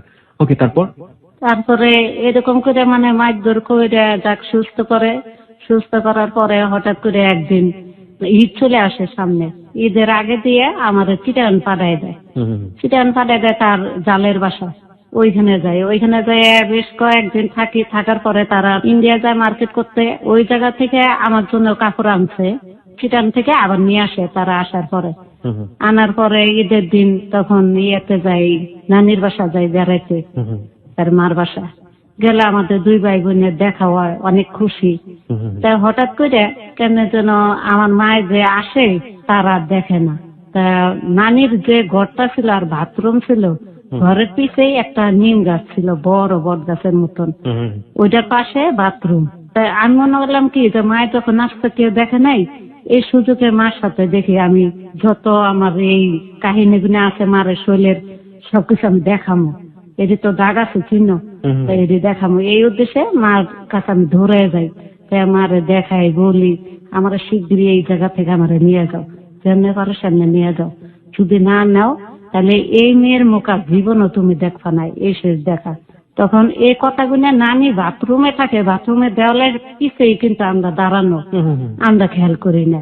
তো এই কথাগুলো নানি শুনে, আর আমার মার একই কথা, তোর এখন আস্তে ধীরে আমি শুনছি তোর জন্য নাকি ছেলে দেখতেছে, তারা ভালো করে বিয়ে দিবে, তারপর গয়নাগাটি দিবে, তোরে খুব তো শান্তিতে থাকবি, সুখে থাকবি, শুধু শুধু আমার কাছে এসে তুই কি পাবি জীবনে, থাক। মায়েও বুঝতে চায় না, কিন্তু আমার কষ্ট কোন জায়গা যে আমার জীবন যাইতেছে চলে, অথচ মা এটা বুঝতেছে না আমার যে এত কষ্ট। আমি যে দেখাইলাম, বুঝাইলাম, তারপর সে বোঝার চেষ্টা করলো না। তা যাক, ওইখান থেকে পরে নানি বলে দেওয়ার পরে আমারে ডাক দেয়, যাওয়ার পরে মারে হাসি মুখে কিছু টাকা দিয়ে বিদায় দেয়। বিদায় দেওয়ার পরে সেই দিনও আমারে দূরে মারে, ঈদের দিন তাও আমার ছাড় দেয় নাই, ঈদের দিন পর্যন্ত দূরে মারছে, ইচ্ছা মতন দূরে মারে। মারার পরে এই আমার ভাইয়ের সাথে সেই দিন দেখা হয়, এই শেষ দেখাই আমার ভাইয়ের সাথে দেখা হয়, কথাবার্তি হয়। ওই সন্ধ্যার দিকে নিয়ে যায় বাসায় ফিরে। বাসায় যাওয়ার পরে পরের দিন আমারে কাপড় ইস্ত্রি করতে দেয়। তার একটা সাদা শাড়ি ছিল, কাপড় ইস্ত্রি করতে দেয়। আমি বুঝতে পারি না, তা কাপড়টা এক জায়গা দিয়ে মানে একটু পুড়ে যায়, পুড়ে গেলে এখন পুড়লো কিসের জন্য, এটার জন্য মানে আমারে আবারও ওই যে দেওয়াল যে ছিল পোকা পোকা, এই দেওয়ালের সাথে আবার আমার হাত পা বাঁধে, বাঁধে তখন এই আতুরি গরম করে, আতুরি যে আছে ইট ভাঙে, এই আতুরি গরম করে। তখন মানে যে পর্যন্ত চিহ্ন আছে, এই জায়গা থেকে মাংস উঠে যায়, তখন লাগাই দেয় দুনো হাতে, হাত পুড়ে দেয়, ওই হাতুড়ি দিয়ে চাপ দিয়ে চাপ দিয়ে ধরে। তো এই জায়গা থেকে তো আতুরির সাথে গোস উঠিয়ে যায়। এখন এইটা আমি এই ছবিটা ছবিটা নিচ্ছি এবং এই ছবিটা আমি ফেসবুকে পোস্ট করব। আমি এই ছবিটা আপনাদের সবার দেখার জন্য একটু ধরেন দেখি, বল। আতুরি দিয়ে হাত পা পরে পুড়ে দেয়। পুড়ে দেওয়ার পরে ওইখান থেকে ও চিৎকার ফাক্কার করি, অনেক কি করি। তা যাক, তখন আর কেউ আমার ছাড়াইতে আসে না, তারা সহ্য করতে পারে না, সরে জায়গা। তারপরে আর ইচ্ছা মতন সে আমার মানে মারধর করে পরে ছাড়ে। মারার পরে আমি একবারে অসহ্য হয়ে তখন ছাদে চলে যাই, ছাদে যাই ইন্দুর মারার ওষুধ খাই। তাই ইন্দুর মারার ওষুধ খাই, খাওয়ার পরেও কিন্তু আমার কিছু হয় না, হয়তো ওইটা ঢাকটা চলে যায়, যার জন্য আমার কিছু হয় না। পরে কারেন্টে আবার সাথে খেয়ে মরতে যাই, যে এই জীবনে আমি রাখবো না, কিছু জন্য এত অত্যাচার আর আমার সহ্য হইতেছে না, অসহ্য হয়ে গেছে। ঠিক মতন খাবার পাইতাম না, একটা চার কাপের এক কাপ আমার ভাত দেওয়া হইতো, কোনদিন আমার পেট ভরে কয়টা ভাত খাইতে দেয় নাই, কোনদিন এর দুর্বল হয়েছে, কোনদিন আমার শান্তি মতন থাকতে দেয় নাই। এত অশান্তির ভিতরে কাটছি। 2-3 দিন পরে তারা পিকনিকে গেল, ওই জায়গা থেকেই সে করে ওই ফ্ল্যাক্স আছে না, চার ফ্ল্যাক্স, যে এই ফ্ল্যাক্সের ভিতর করে তারা চা নিয়ে যায়, বইরা নিয়ে যাওয়ার পরে তা আমার কাছে ওইখান থেকে আসার পরে আমার ধুইতে দেয়। আমি কখনো ধুই নেই, এই প্রথম জীবনে প্রথম ধুই ফ্ল্যাক্স। সেদিন ধোয়ার পরে ওইটা সাবানটা খুঁজছে ধুই, ধোয়ার পর নিচে দেখি কি কালো কেমন যেন একটা দাগ দেখা যায়। তাই মনে হচ্ছে কি যেন এদের ভিতরে, এত ধোয়া ধুইলাম তাই এটা পরিষ্কার হইলো না, মনে হয় কিছু বাজে রয়েছে, একটু আস্তে করে টাক দিছি। একটু সবাইকে বলি, আপনারা যদি আপনাদের বাসায় ফ্ল্যাক্স থেকে থাকে, এটা আপনারা খুব ভালো করে লক্ষ্য করলে দেখবেন যে ফ্ল্যাক্সের ভিতরে খুব ছোট্ট একটা এরকম ফোঁটা দেখা যায়। বেসিক্যালি সাইন্টিফিক্যালি এই ফোঁটাটা হচ্ছে যাতে, আমি যতদূর জানি যে তাপমাত্রা বা টেম্পারেচারটা কন্ট্রোল করা বা ধীরে ধীরে কমে যাওয়ার একটা ব্যাপার রয়েছে। আমাদের একটা ফ্ল্যাক্স ছিল, এটা আমার ওনার কথা শুনে আসলে মনে পড়লো, বড় একটা ফ্ল্যাক্স, এবং সেখানেও ঠিক খুব ভালো করে লক্ষ্য করলে আমি ওই ধরনের একটা ফোঁটা দেখতে পেতাম। জানি না বর্তমান ফ্ল্যাক্স গুলোতে কি আছে। তারপরে ওই ফ্ল্যাক্সটা আমি ধুইতে যাই, একটা ছোট্ট মানে আস্তে করে টাক দিই, টাক দেওয়ার পরে কাজ গুনা ভেঙে যায়। ভেঙে যাওয়ার পরে আমি বুঝতে পারি না, তখন তো খুব ভয় পেয়ে যায়। ভয় পেয়ে গেলেও করার কিছু নাই। তারপরে আবার এই পাপুজ বাইরানো পিতলের একটা লাডি ছিল, তখন আমার ইচ্ছে মতন এই লাঠিটা দিয়ে মানে মারে, এমন মারধর করে, মারতে মারতে জায়গা জায়গায় হাত পা সব ফুলে যায়। ধীরে ধীরে মানে তখন উপযুক্ত হয়ে আসছি, 12-14 বছরে, মানে এরকম অনুমান, হয়তো এত বেশি হইতে পারে বয়স। তো তার বোনের বিয়ের প্রস্তাব আসে, নাম হয়েছে লাখি, তার গায়ের রং শ্যামলা। তো তার জন্য বিয়ের প্রস্তাব আসতো, তারা সবাই মানে দেখার জন্য আসতো। আসলে আমারে আবার সামনে নিয়ে যেত চা নাস্তা দেওয়ার জন্য। আমি যখনই চা নাস্তা দিতে যাইতাম, অথচ তারা বলতো কি যে আমরা এখন জানাবো না খবর, পরবর্তীতে আমরা জানাবো, তো বলে চলে যেত। তো বাসা থেকে খবর দিত যে তার বোনেরা না পছন্দ করে আমারে করছে, তা সেই দোষ তো আর আমার না। এটার জন্য আমার আবার একটু মায়ের খাওয়া লাগতো। তখন এই মাথা চুল কাটতে সারা মুখে কালির মতন মাইকে পরে আমারে রাখতো তারা। এই অবস্থা করতো, ছাদে খুব একটা উঠতে দিত না, কেউ সামনে যাইতে দিত না। অনেক বিয়ার প্রস্তাব আসছিল খুব ভালো ভালো জায়গা থেকেই, তো অনেক ভালো ভালো ঘরে থেকে আসছিল, কিন্তু তাদের একই কথা যে মায়েরা কুচি কুচি করে নদীর ভাষায় দিব, তাও আরে বিয়ে দিয়ে আমি টাকা নষ্ট করবো নাকি, তার কথা ছিল এইটা। যখন নাকি আমার বাবা প্রশ্ন করতো তখন এই কথাটা উত্তর দিত। এরকম করতে করতে আবার একদিন নানির বাড়ি যাই তাদের সাথে, যে আমার ভাইয়ের দেখতে মনে চাইছে, আপনি একটু আমার ভাইয়ের দেখে আনবেন। তখন নিয়ে যায়, যাই দেখি কি আমার ভাই নাই। ব্যাপার কি, ও গেল কই? এই জায়গা থেকেই মানে আমার ভাই নিখোঁজ, আর আমার ভাইয়ের আমি পাই না। তখন জিজ্ঞেস করি, বলে কি যে দেখো তোমার ভাইয়ের তো আরো একবার এরকম কাহিনী হয়েছে, সেটা আমিও জানি যে এটা সত্যি। পরে মানে আরেকবার 7 বছরের সময় যখন আজও মানে মুসলমানি করানোর জন্য ও প্রচুর ভয় পাইতো, ওইখান থেকে পলাই চলে গেছিল, ওরে ধরে আনা হয়েছে, আজম চলে গেছে। পরে আবার টিকা দিলেও অনেক ভয় পাইতো, এমন অবস্থা ছিল ওর। আর অনেক আদর যত্নে বড় হয়েছে, তো পাগলামি করতো বেশি, ও মন ইচ্ছা মতন চলতো। পরে জিজ্ঞেস করলাম কাকে আজকেও দেখে কি কাহিনী, ও দিন দিন বড় হয়ে যাইতেছে, আর কি মুসলমানি করানো এখন দরকার না, পরবর্তীতে বুড়ো হয়ে গেলে করা মত নাকি, এটা নানি বললো। তা বলার পরে বললাম যে হ্যাঁ এটা তো ঠিকই। দেখ তোর ভাইরে ভাত দিছি, ঘরের ভিতরে ভাত থুইয়া পিছের দরজা খুলে ও কইদিন চলে গেছে, তারপর থেকে নিখোঁজ, আর কোনো খোঁজ খবর নাই। আমি সত্যি না আমি ত্যাগ উপর আল্লাহ পাক ভালো জানে। তারপরের দিন মানে আমি ঠিক করি যে এখন তো আর আমার থাকা সম্ভব না, এখন আমিও নিজের জীবন নিয়ে নিজে দেখি এখান থেকে বাঁচতে পারি কিনা। তখন দেখি ওই যে কলা গাছের চারা মামার কাছে কাইনে যে লাগাইছিলাম দেওয়ালের পাশে, পরবর্তীতে মানে ঘরে যত তালা চাবি আছে সব ঘর কিন্তু রাইত হইলে তালা মেরা ধুইয়া চাবি আমার পালকমা বালিশের নিচে নিয়ে ঘুমায়। কিন্তু সেদিন আল্লাহর এই হয়তো নীলা খেলা, ঘরের যে দরজা মেন দরজা তালা মারে সেটাই খোলা রয়ে গেছে, আর চাবিও তার সুকেশের উপরে রয়ে গেছে, যে কোনো মানুষ আনতে পারবে। তাই আমি কোন রকম জীবনটা বাঁচে ওইখান থেকে পরে চলে আসি ওই পাশের বাড়ি দারোয়ানের কাছে। দারোয়ানের কাছে আইসা তখন বলি, মামা আমার জীবন বাঁচান, আপনি তো সবই দেখছেন সবই জানেন। হ্যাঁ মা, তুই যখন আসছস ভালো করছস। তখন আমারে তাড়াতে করে বিদেশি হাউস চতুর কিনে দিয়ে, সব আমেরিকার হাউস, বাঙালি হাউস ছিল অনেক দূরে দূরে, ফারাকে একটা করে। কথা বলতে তার মানে আমেরিকান এম্বাসির আশেপাশে কোন একটা বিল্ডিং। ওকে, পরে ওই জায়গার ভিতরে ছিলাম, পাশাপাশি 2 বিল্ডিং এ একই রকম। তা ওই বিল্ডিং এ ছিলাম। ওই জায়গা থেকে যখন দেওয়াল পার হয়ে আমি চলে আসি, আয়ার যে ঘর ছিল, বিদেশি হাউসে চাকরি করতো, কিন্তু যার কাছে আসলে এই মামায় বিদেশি হাউসে চাকরি করতো, আয়ার যে ছিল আয়ার ঘর ছিল একটা। এই ঘরের তালারাই এমন সিস্টেমে ছিল যে চাবিটা খোলা যেত না, কিন্তু এরকম কেমন একটা কাঠের মতন সিস্টেম, ওইটা দিয়ে ছোঁয়া দিলে তালা খুলে যেত, কিন্তু ঘুরায় খুলতে হইতো না। তখন সে আয়াও দেখছে অনেকদিন এরকম মারধর করে, সেও সহ্য করতে পারে নাই। তা সে বললো কি, এক কাজ করো, তাড়াতাড়ি করে ওরে ভিতরে ঢুকাও, কিসের জন্য আশেপাশে বাসা তো খোঁজ করতে নামতে পারে। তাড়াতাড়ি আমার ভিতরে বললো, ঘরের ভিতরে বইটা ভাত তরকারি সবকিছু দিয়ে 2টা বালতি দিল, পেশা পায়খানা লাগলে এখানে করবো, ঘরে থেকে যে না বাইরে জাল না পর্দা লাগাই দিল, উকি ঝুঁকি মারলে ধরা খাইয়ে যেতে পারি, তখন আমার আর ছাড়াছাড়ি নাই, মাইরেও ফেলতে পারে। অনেকটি বই দিল যে একা একা বসে থেকে খারাপ লাগতে পারে, বসে বসে এই বই গুনা দেখবি, ছবি দেখবি, এর ভিতরে একটা ব্যবস্থা আলাদা করবে। আমারে বলা হইলো পাহারা কিন্তু তারা দিয়ে রাখছে পাশে, ছাদের উপর থেকে পাহারা দিয়ে থুইছে, চতুর্দিনে দেয় লোক লাগাই থুইছে। কোন বাড়ি থেকে আমি বাইরে তারা দেখো আগে খোঁজ করছে পায় নাই, পরে ওইখান থেকে আমার বাইক করা হয় নিশি রাইতে 2 দিন পরে ওই আয়া আসে। তো ওই বাড়িতেও যায় কিন্তু খোঁজ করে, প্রত্যেকটা ঘরে ঘরে খোঁজ করে পায় না। আর যে ঘরে আমি লুকানো ছিলাম ওই ঘরটা তালা খোলার চেষ্টা করে, পরে কয় কি দেখেন এই ঘরে তো আয়া থাকে, এটা খোলা সাধ্য আমার নাই। আয়া থাকে, আয়া ঘর তালা মাইরা চাবি নিয়ে বাড়ি চলে গেছে। না আমি চাবি দিব কই থেকে, আমি তো ভিতর থেকে সব শুনি।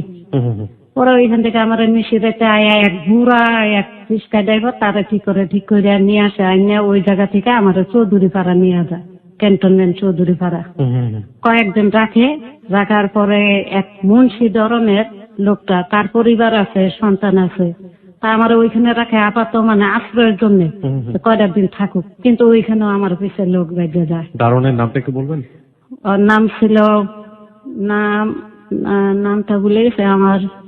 ঠিক আছে, ওকে, সমস্যা নেই, জান আপনি মনে পড়লে তারপরে বললেন। হ্যাঁ, আপনার রাখলো মানে হ্যাঁ, ওই জায়গা থেকে রাখার পরে এরকম পিছিয়ে মানুষ বেঁধে গেল। এমনকি একটা ছেলে আছে, ছেলেরাও নিজের বউরে পর্যন্ত ছেড়ে দিতে চাইলো আমার দেখার পরে, আমার বিয়ে করতে চায়। পরে ওইখান থেকে দুলাভাইকে বললাম এরকম দেখো আমার জন্য একজনের সংসার ভেঙে যাইতেছে, আর ওই দেখো হুজুর টাইপের বেটারা এটা কেমন জানি করে, আমার ডাক দেয়, কথা বলতে চায়, কেমন জানি করে। পরে ওইখান থেকে তাড়াতাড়ি আমার ননসকে জানায় যে এরকম একটা এতিম অসহায় মেয়ে আনছি, ওরে দেখো কিছু করা যায় কিনা। ননসে বললো কি যে না, তুমি যেখান থেকে আনছো ওইখান ছেড়ে দিয়ে এসো, এই বিপদ তুমি ঘরে টাইনো না, ছেড়ে দাও। তখন বললো দেখ তুই যদি এটার কোনো ব্যবস্থা না করিস তাহলে আমি নিজেই ওরে বিয়ে করবো। এটা ননসে জামাই বললো। তখন আরেকজনে বললো কি যে কেন এত ঝামেলা দরকার কেন, তোর নিজেরই তো ছোট একটা ভাই আছে, ওর সাথে ওরে দিয়ে দে। তখন এই ভাই দুয়ে তখন এই আমার এই ননসের ভাই লাগে, এর সাথে পরে আমার এই বিয়ে দেয়। আচ্ছা আচ্ছা। বিয়ে দেওয়ার পরে তখন মানে স্বামী কি জিনিস সেটা আমি বুঝতাম না, কিসের জন্য কেউ সাথে কোনোদিন কথা বলতে দেয় নাই, মিশতে দেয় নাই, কিছু না। তখন আমার ননাসে যে ঘরে থাকতো সেই ঘর খাইটা পাশের ঘরে ননাসেরে গেল, আমার ঘরে দিল। তারপর আমি চিৎকার দিয়ে বেরিয়ে গেছি। আর বাড়ির মানুষজন ভাড়াটের আছে, এরা সব দৌড়ে আসছে, কি হয়েছে? আমাকে দেন না, ঘরের ভিতরে একটা বেডা এসে ঢুকছে, এরকম উঁচা লম্বা একটা কালো বেডা এসে ঢুকছে। ঢুকছে তো কি হয়েছে? আর অনেক বুঝায়, দেখতেছে যে আমি কাঁপাতে কাঁপাতে পড়িয়ে গেছি ভয়ে। পরে সবাই বুঝাইলো যে হ্যাঁ, কি ও তো এখনো সেই রকম একটা জ্ঞান বুদ্ধি হয় নাই, আর অনেক বিপদের ভিতরে ছিল, কোনোদিন এইসব কিছু দেখে নাই, যাক ওর একটু সময় দে। পরে ওর বাপু মানে আসে হিডে উডে হাবি টাবি অনেক ধরনের জিনিসপত্র আনতো আমার আপোষ করার জন্য, আর কথা বলতে চাইতো, কিন্তু আমি সামনে যেতাম না। কতদিন ধরে? মানে 1 বছর। 1 বছর আপনাদের মধ্যে কোনো ধরনের সম্পর্ক কিছু? মানে 1 বছরের ভিতরে কোনো সম্পর্ক নাই। সে অনেক বুঝাইছে যে আমি কি ভাগ না পারলো। I want to salute this man. I really want to salute this man. আপনার হাজবেন্ড লেখাপড়া করছে কত পর্যন্ত? না, সে লেখাপড়া করে নাই সেরকম। ও মাই গড। আমি একটু তুলনা করতে চাই যে এরাও মানুষ, আর সমাজের উচ্চতলায় যে ভদ্র মহিলাটি ছিলেন যিনি তাকে অত্যাচার করলেন, উনি হাসতে হাসতে বলছেন ওনার কাছে এটা কোনো ব্যাপার না। বাট আপনি আপনার জায়গা থেকে একটু রিয়েলাইজ করুন তো যে একজন ভদ্রলোক, উনি এই মানুষটাকে চেনেন, আপনাকে তো দেখা হয়নি তাকে কোনোদিন, বিয়ে করে ফেললেন সামাজিক দায়বদ্ধতা থেকে, এবং বিয়ে করার পর উনি জানেন যে আলটিমেটলি ও এখনো মেয়ে হয়নি সেই অর্থে, কিংবা মেয়ে হয়ে থাকলেও ওকে এই অবস্থায় নেওয়াটা ঠিক হবে না। 1 বছর সময় দিয়েছে ভদ্রমহিলার প্রতি। 1 বছর পরে সে সহ্য করতে পারে নাই। 1 বছর পরে সহ্য করতে পারে নাই, সে চুপে চাপে মানে ও শ্রীপুর একটা মেয়েরে বিয়ে করে। সেই কথাটা মানে আমারে তো বিয়ে দেয় আমার ননাসের জামাইটা, ননাসেরা, কিন্তু সেইটা করে সে নিজের ইচ্ছা তা করে, সেটা আমি জানতে পারি না, আর আমার ননাসেরাও জানে না। এরকম আপনার কাছে সে গোপন করে? হ্যাঁ, গোপন করে। ওইখানে কিন্তু সবই নিয়ে যায় আমার সামনে দিয়ে, সবই নিয়ে যায়, আমি দেখি। তারপরে তার বন্ধুরা আমারে বলে ভাবি আপনি এরকম পাগলামি করেন কিসের জন্য? ভাই তো একটা বিয়ে করছে, বলে বিয়ে করলে তাতে কি গেছে, আমারে ঠিক মতন খাবার দিলেই চলবে, আমি খাবো খেলবো এই। আমি মানে ওই লুডো খেলারা, ক্যারাম বোর্ড খেলা এটি খুব পছন্দ করতাম, কুতকুত খেলা। তাই বলতাম কি আমি খেলবো আর খাবো, আমার আর কোনো কাজ নাই, এইটাই আমার জন্য যথেষ্ট। তা বুঝতাম না স্বামী কি জিনিস, না কোনো কিছু লাগতো না। আমার সামনে তো জিনিস নিয়ে যেত, এটা ওটা অনেক কিছু নিত, কিচ্ছু না, কিচ্ছু আমি বুঝতাম না। তাই এরকম করতে করতে পরে একদিন জোর করে আমাদের আলাদা আরেকটা ঘর নেয়, নিয়ে ননাসে জামাই বড়টা একটু শয়তান টাইপের ছিল, অনেক ফাজলামি করতো আমার সাথে। ওরা দুইজনে মিলে, স্বামী স্ত্রী দুইজনে মিলে বুদ্ধি করে আমাদের ঘরের ভিতর নিয়ে যায়। টেবিলের ভিতরে বিভিন্ন ধরনের আইটেমের জিনিস সাজায় রেখে আমরা বলে, দেখতো এটি কি তোর পছন্দ হয় কিনা।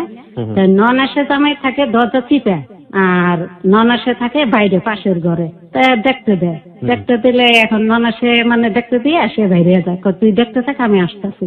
আর আমাদের মেয়ের বাপে থাকে টেবিলের নিচে, টেবিলের নিচে তো কাপড়ের উপরে ঢাকা, আমি দেখতে পারি না। তারপরে আমি দেখতে থাকি এরকম ঘুরে, এমন টাইমে দরজা আটকায় দেয়, বাইরে থেকে তালা মেরা দেয়, দুজনদের ঘরে রেখে। তালা মেরা দেওয়ার পরে তো সেই দিনও চিৎকার ফাঁকার, আমাদের মিল হয় না। এরকম করতে করতে 2 দিন চলে যায়, 3 দিনের মাথায় আমাদের মিল হয়। যাক, তখন আর আমি কথা বলি না, কিছু না। মনের ভিতর কেমন একটা ভয় ঢুকে গেছে, হাত পা সব ঠান্ডা হয়ে গেছে, দেখলেই ভয় লাগে। পরে আস্তে আস্তে এরকম করতে করতে যাক, আস্তে আস্তে ভয়টা দূর হয়ে গেছে। পরে গর্বে আমার মেয়ে আসে, বড় মেয়েটা হয়, তা 7 মাস হয়ে যায়। আর ওই যে উনি আরেকটা বিয়ে করলেন, ওটার কি হলো?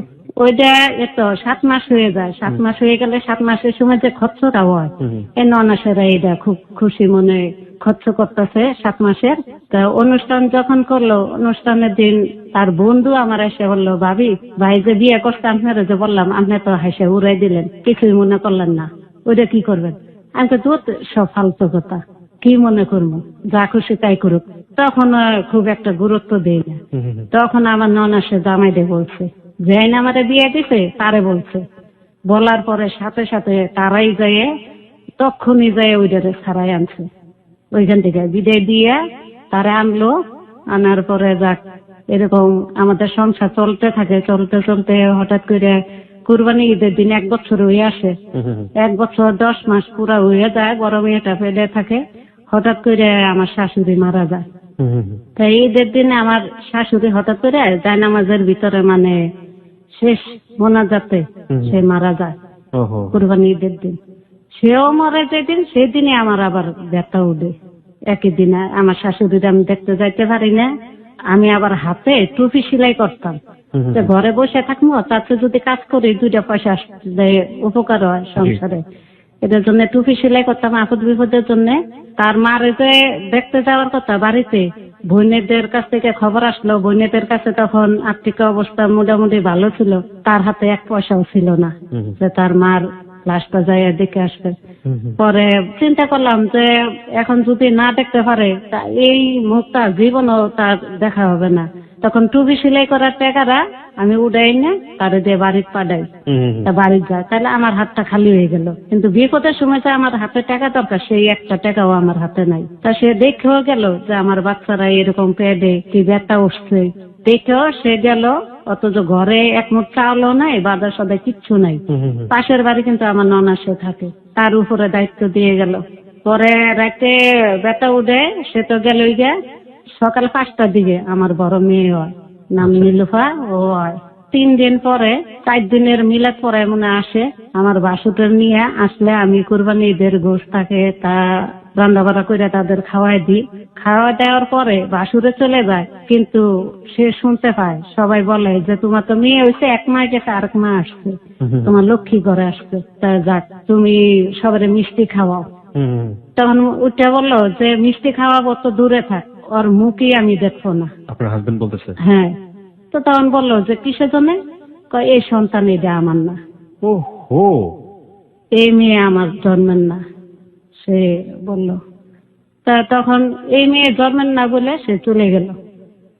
তখন জিজ্ঞাসা করলো সবাই যে মেয়ে এই তার জন্মের না, তাহলে কার জন্মের? যে বিয়ে দিছে তার জন্মের, মানে বড় ভাই আর তার বোন জামাইয়ের, দুলাভাইয়ের কথা বললো। সবাই বললো যে 1 বছর পর্যন্ত তো তোর সাথে কোনো সম্পর্কই ছিল না, আমরা কত আটকুড়া পর্যন্ত বলছি, কত বান্ধা বলছি, তাইলে 1 বছর পরে যখন তোদের সম্পর্ক হয়েছে, তার সন্তান হইতে তো পুরা 2 বছর হয়ে আসলো, 2 বছর পরেই মেয়েটা হইলো, তাহলে তুই কিভাবে করে এই কথাটা বলস, কোন জোর গলায় এই কথা বলস? কয় আপনারা যা খুশি তাই বলতে থাকেন, কিন্তু ওরা আমার গ্রহণ করে নেওয়া সম্ভব না। তখন আর আমার বাজার আর কিছু দেয় না। তখন কি করবো, বাড়ির নিরে বলে দেয় যে ওরে, সে তো আমার নাম রাখছে নেহাত, তখন বললো কি যে ওরে ঘরে থেকে বাইক করে দেন, নাম ধরে বললো ওরে ঘরে থেকে বাইক করে দেন, তালা মেরে ওরে ঘরে থেকে বাইক করে দেন। তখন বাড়ির নিয়ে আমার এক কাপড়ে বাইক করে দেয়। জীবনের চরম পরিণতি আসলে এরকমই হয়তো বা হয়। আমি একটু আগে এই ভদ্রলোকটিকে ভদ্রলোক বলে অন্যভাবে দেখেছি। এটা আসলে অনুমান করা যায় না আসলে জীবনের কোন পর্যায়ে কে ভদ্র, কোন পর্যায়ে কে অভদ্র। এখন মনে হচ্ছে চরম অভদ্র একজন মানুষ। মানে জীবনের গল্প আসলে এরকমই। এই নদীর যেরকম একুল ভেঙে ওকুল গড়ে, এরকম একটা ব্যাপার থাকে না যে এই পাশটা ঘোলাটে ও পাশটা সুন্দর। ঠিক 5 মিনিট পরে বলি। তারপরে ওইখান থেকে যাকে আমরা বাইক করে দেয়, বাইক করে দেওয়ার পরে এই বাচ্চা নিয়ে আমি তখন খুবই বেড়ে আর এদিক দিয়ে পেটের খিদা, মানে বাচ্চারা হওয়ার পরে এত খিদা বাড়ছে বলার বাইরে, কিন্তু খাবারেরও অনেক অভাব। তখন এই বাচ্চাটা কুলে করে নিয়ে না পারতে আমি কি করবো, এটা লজ্জার ব্যাপার, লজ্জা করেও লাভ নাই।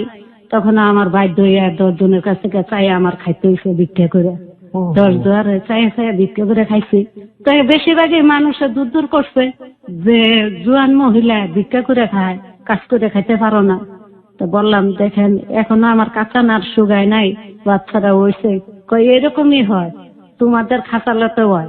তোমরা কি দেখে যে বেটাদের কাছে দিয়ে বসো, কি দেখে যে দেখে শুনে বিয়ে বসো না, 2 দিন পরে ফালাই থুয়ে জায়গায় একটা ধরাই দিয়া হাবি জাবির মানুষের নানা রকমের। আচ্ছা, আমি একটু আগ্রহ হচ্ছে জানার জন্য, আপনার বাবার সাথে যোগাযোগ করেছিলেন? আপনার গ্রামে যে বাবা থাকলো কিংবা আপনার মার সাথে কি যোগাযোগ করেছিলেন? না, তখন তো আমি কেউরে পাইনি। আমি তো ছোট থাকতে যে হারাই গেছি, তখন তো কেউরে পাওয়া হয় নাই। তখন আপনার মার সাথে যোগাযোগ না না। ভাইটা কি হলো? বাইরে তো নিখোঁজ হয়েছে বললাম, জমক ভাই যে হাসমত হয়ে গেল। হ্যাঁ, ও তো হারাই গেল, ওরে তো পাইলাম না। যাই হোক, আপনি এখন ভিক্ষা করে যেভাবে হোক আপনার মেয়েটাকে নিজের বাঁচার জন্য আপনি চলছেন। চলছি। চলার পরে আস্তে আস্তে মেয়ের মনে হয় 6-7 মাস হয়ে আসলো। ওর পরে তখন বাবা বলে ডাকতে পারে, একটু 1-2টা কথা বলে। ওই সময়টা আপনি কই থাকতেন? তখন আমি এই মাদার টেকা এলাকা, মানে গোরান এলাকায় থাকতাম। আজও পর্যন্ত সেই এলাকা মানে নাম করা হয়ে গেছে। সবাই বলে যে এই মেয়েটা কত যে কষ্ট করছে বলার বাইরে, আমরা হইলে সহ্য করতে পারতাম না। ওইখানে কি কোন জায়গায় থাকতেন? কোনো ঘরে থাকতেন নাকি? না, ওইখানে ঘরে থেকে তো আমার ভাই ফিরেই দেওয়া হয়েছে। পাকঘরের ভিতরে পড়ে থাকতাম সারাদিন। পরে সবাই রান্না বাড়া করে কাম কাজ করে ঘরে চলে যেত। তা পাকঘরটাই তো খালি থাকতো, একটা ড্রাম ছিল। তাই এই ড্রামটা চিপে কোন রকম রাতটা কাটাইতাম, মেঘ বৃষ্টির দিন। আর হ্যাঁ, মেয়েটারে নিয়ে ওইখানে থাকতাম। তাই এরকম থাকতে থাকতে 7 মাস যখন হয়ে আসে, তখন আশেপাশে মানুষেরা তো দেখে, তা মাদব চেয়ারম্যান এরা দেখে সহ্য করতে পারে না। তখন তারা খবর দেয় যে ও কই আছে, ওরে ধরে আনবি। তখন আসলে সবাই ঘেরাও দিয়ে ধরে মারার জন্য। তা ধরলে তখন আমারও খবর দেয়। পরে কয় কি হয়েছে, তুই মেয়েটারে এরকম ছবি করে তুই ফালাই তুই গেলি গিয়া এই অবস্থা। মেয়েটা দেখতো না খাইতে খাইতে কি অবস্থা হয়েছে। এমন মেয়েরে কি এমন মানুষে অত্যাচার করে, এত কষ্ট দেয়। হ্যাঁ, তারে বলতেছে। পরে কয় দেখেন বললে তো লাভ নাই, আমি চাইছি ছেলে, সে জায়গা মেয়ে হয়েছে। তা মেয়ে তো এটা আমার না। সে নাকি কোন কবিরাজের কাছে শুনছে যে তার যদি পরিবার হয় প্রথম ছেলে হবে। সে কথা শুনে তার উদ্দেশ্য হয়েছে মেয়েটা আমার জন্মের না। কবিরাজে তো বলেই দিছে আমার জীবনে ছেলে আসবে, মেয়ে আসবে না। তা এই মেয়েটা আসলো কই থেকে? স্টোরি ম্যান, অবাক হয়ে যাচ্ছি যে মানে এগুলো সম্ভব। আমরা আসলে আমাদের জায়গাটা থেকে না মূল্যায়ন করতে পারবো না। এগুলো হয়, এগুলো সম্ভব। বাংলাদেশের প্রত্যন্ত গ্রাম অঞ্চলে এরকম মানুষ এখনো অসংখ্য আছেন, যাদেরকে আমরা যারা মিডিয়া নির্ভর মানুষ কিংবা যারা মিডিয়া দ্বারাই আমরা প্রতিনিয়ত নিয়ন্ত্রিত হচ্ছি, আধুনিক মানুষ বা সচেতন মানুষগুলো দাবি করি, তাদের কাছ থেকে শুনলে মনে হবে যে আমরা মঙ্গল গ্রহের গল্প শুনছি। আসলে বাস্তব জীবনটা এটাই। ওকে, তারপরে যাক সবাই ধরার পরে বলে ঠিক আছে তোর মেয়ে না বুঝলাম, এই মহিলা তাহলে অন্য জায়গা থেকে নিয়ে আসছে, তাহলে তোর রক্তের সাথে তোর মেয়ের রক্ত আমরা মিলাবো। যদি রক্ত পরীক্ষার পরে যদি মিলে যায় তাহলে কিন্তু জুতার মালা গলা দিয়ে এই মহল্লা তো তোরে সবাই চিনে। জুতার মালা গলা দিয়ে এই মহল্লা তোরে আনতে হবে। কিন্তু ওই রক্ত পরীক্ষা মানে যেটা বোঝাচ্ছে এটা হলো ডিএনএ টেস্ট বলে যেটা। যাই হোক, তারপর আর যদি দেখা যায় যে না এটা তো রক্তের সাথে বনে নাই, তাহলে মেয়েরে তুই সাথে সাথে আমাদের সামনে তখনই তুই ছেড়ে দিস, কোনো সমস্যা নেই। তারপরে ওই জায়গা থেকে তখন রক্ত পরীক্ষা করবে কি, তখন আমার বললো কি যে এই তোমার মেয়েরে নিয়ে আসো। আমি যাই মেয়ে আনি। এত মানুষের ভিড়ে, ওইখানে অনেক মানুষ, 30-40 জন মানুষ আছে ভিড় করা। এই মানুষের ভিড়ে যখন আমি বাচ্চারা নিয়ে যাই, This track was downloaded from FusionBD.com. তখন ডাইরেক্টলি শুধু বললো কি আব্বু আব্বু বলে একটা ঝাঁপ দিয়ে তার কুলে চলে গেছে। আপনার মেয়েটা হ্যাঁ, কত বছর বয়স তখন? তখন এত পুরা মানে বছর হয়নি এখনো, হ্যাঁ, 1 বছরের মতো বয়স। হ্যাঁ 1 বছরের মতন হয়ে আসছে। আহা।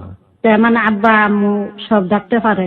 তা তখন মানে ঝাঁপ দিয়ে কুলে যায়, কুলে গেলে তখন সবাই গাগুর দিয়ে উঠে, কিরে দেখতো রক্ত রক্ত রে চিনে, তুই তো অস্বীকার করলি, তো রক্তটা তো পরীক্ষা করবো দূরে থাক, এটা আল্লাহ পাকের নীলা খেলা। রক্ত পরীক্ষা করার আগে দিয়ে ঝাঁপ দিয়ে তোর খুলে আসছে। এত মানুষের ভিতরে আমাদেরকে বাপ বলে ডাকতে পারতো না, স্বীকার করতে পারতো না। তোর তো দেখেও নাই। হ্যাঁ, তুই তো মেয়ের চেহারাও দেখোস নাই, যে মানুষ হয়েছে মানুষের বাচ্চা নাকি এর বাচ্চা, তুই তো তাও দেখোস নাই, কেমন বাপ তুই। পরে কয় ঠিক আছে আমার ভুল হয়ে গেছে, মাফ করে দেন। তখন এরা আবার ঘর ঠিকঠাক করে দেয়, আমারে বলে অনুরোধ করে। আমি বলি না, তার সংসার করা আমার সম্ভব না।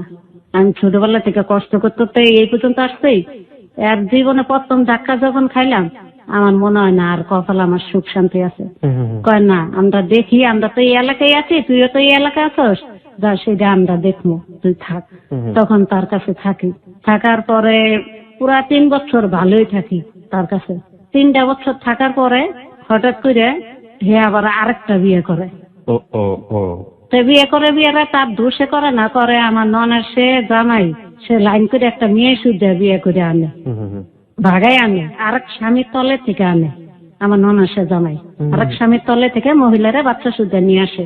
মহিলাটা দেখতে খুব সুন্দর, মেয়ের নাম শিল্পী। আর ওইটা আমার ননের সে জামাইতে বললাম যে আমাদের বিয়ে দিছে, যার কাহিনী বললাম, তার নাম রফিক। এখন মনে পড়ছে, তার নাম রফিক।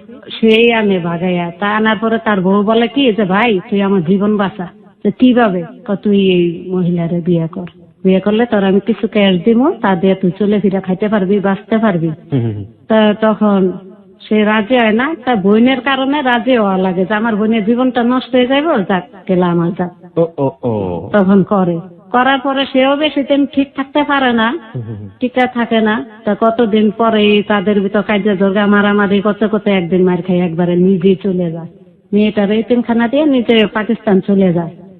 তো এইভাবে করে তো 2 জন কাটিয়ে গেল, আমি তো আছি। পরে 4 বছরের মাথা আমার আবার ছেলে আসে পেটে। ওই যে ছেলে এখানে আসছিল, তারেক নাম, ও আসে। এখানে আমাদের শ্রোতারা বুঝতে পারবেন না, আমরা গল্পের প্রয়োজনে ওনার পরিবারের সমস্ত মেম্বারের সাথে কথা বলেছি। তারেক এখানে এসেছিল, তারেকের সাথে আমরা কথা বলেছি। হ্যাঁ, তারপর পরে আমার ছেলে পেটে আসে, আসার পরে 3 মাস হয়। 3 মাসের মাথায় আমার জিজ্ঞাসা করে যে আচ্ছা তোমার যে গর্ভের সন্তানটা কয় মাস হয়েছে?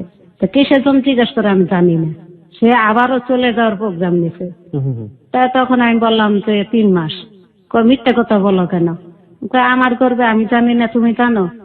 তখন কয়েকদিন পরেই আবার বাড়িওয়ালার কাছে তারে বললো কি যে দেখেন আপনার ঘরের ভিতর যত মাল সামান আছে সব রাখা ওরে বাইক করে দিবেন ঘরে থেকে। একই কাহিনী। হ্যাঁ, তো ঘরে থেকে যখন বাইক করে দেয়, বাইক করে দেওয়ার পরে একই অবস্থা। যেমন প্রথম ছিলাম ডালিয়াদের বাসা, ওই বাসা ঘরের সংসারে যাই জিনিস যা করছি সব গেল আমার।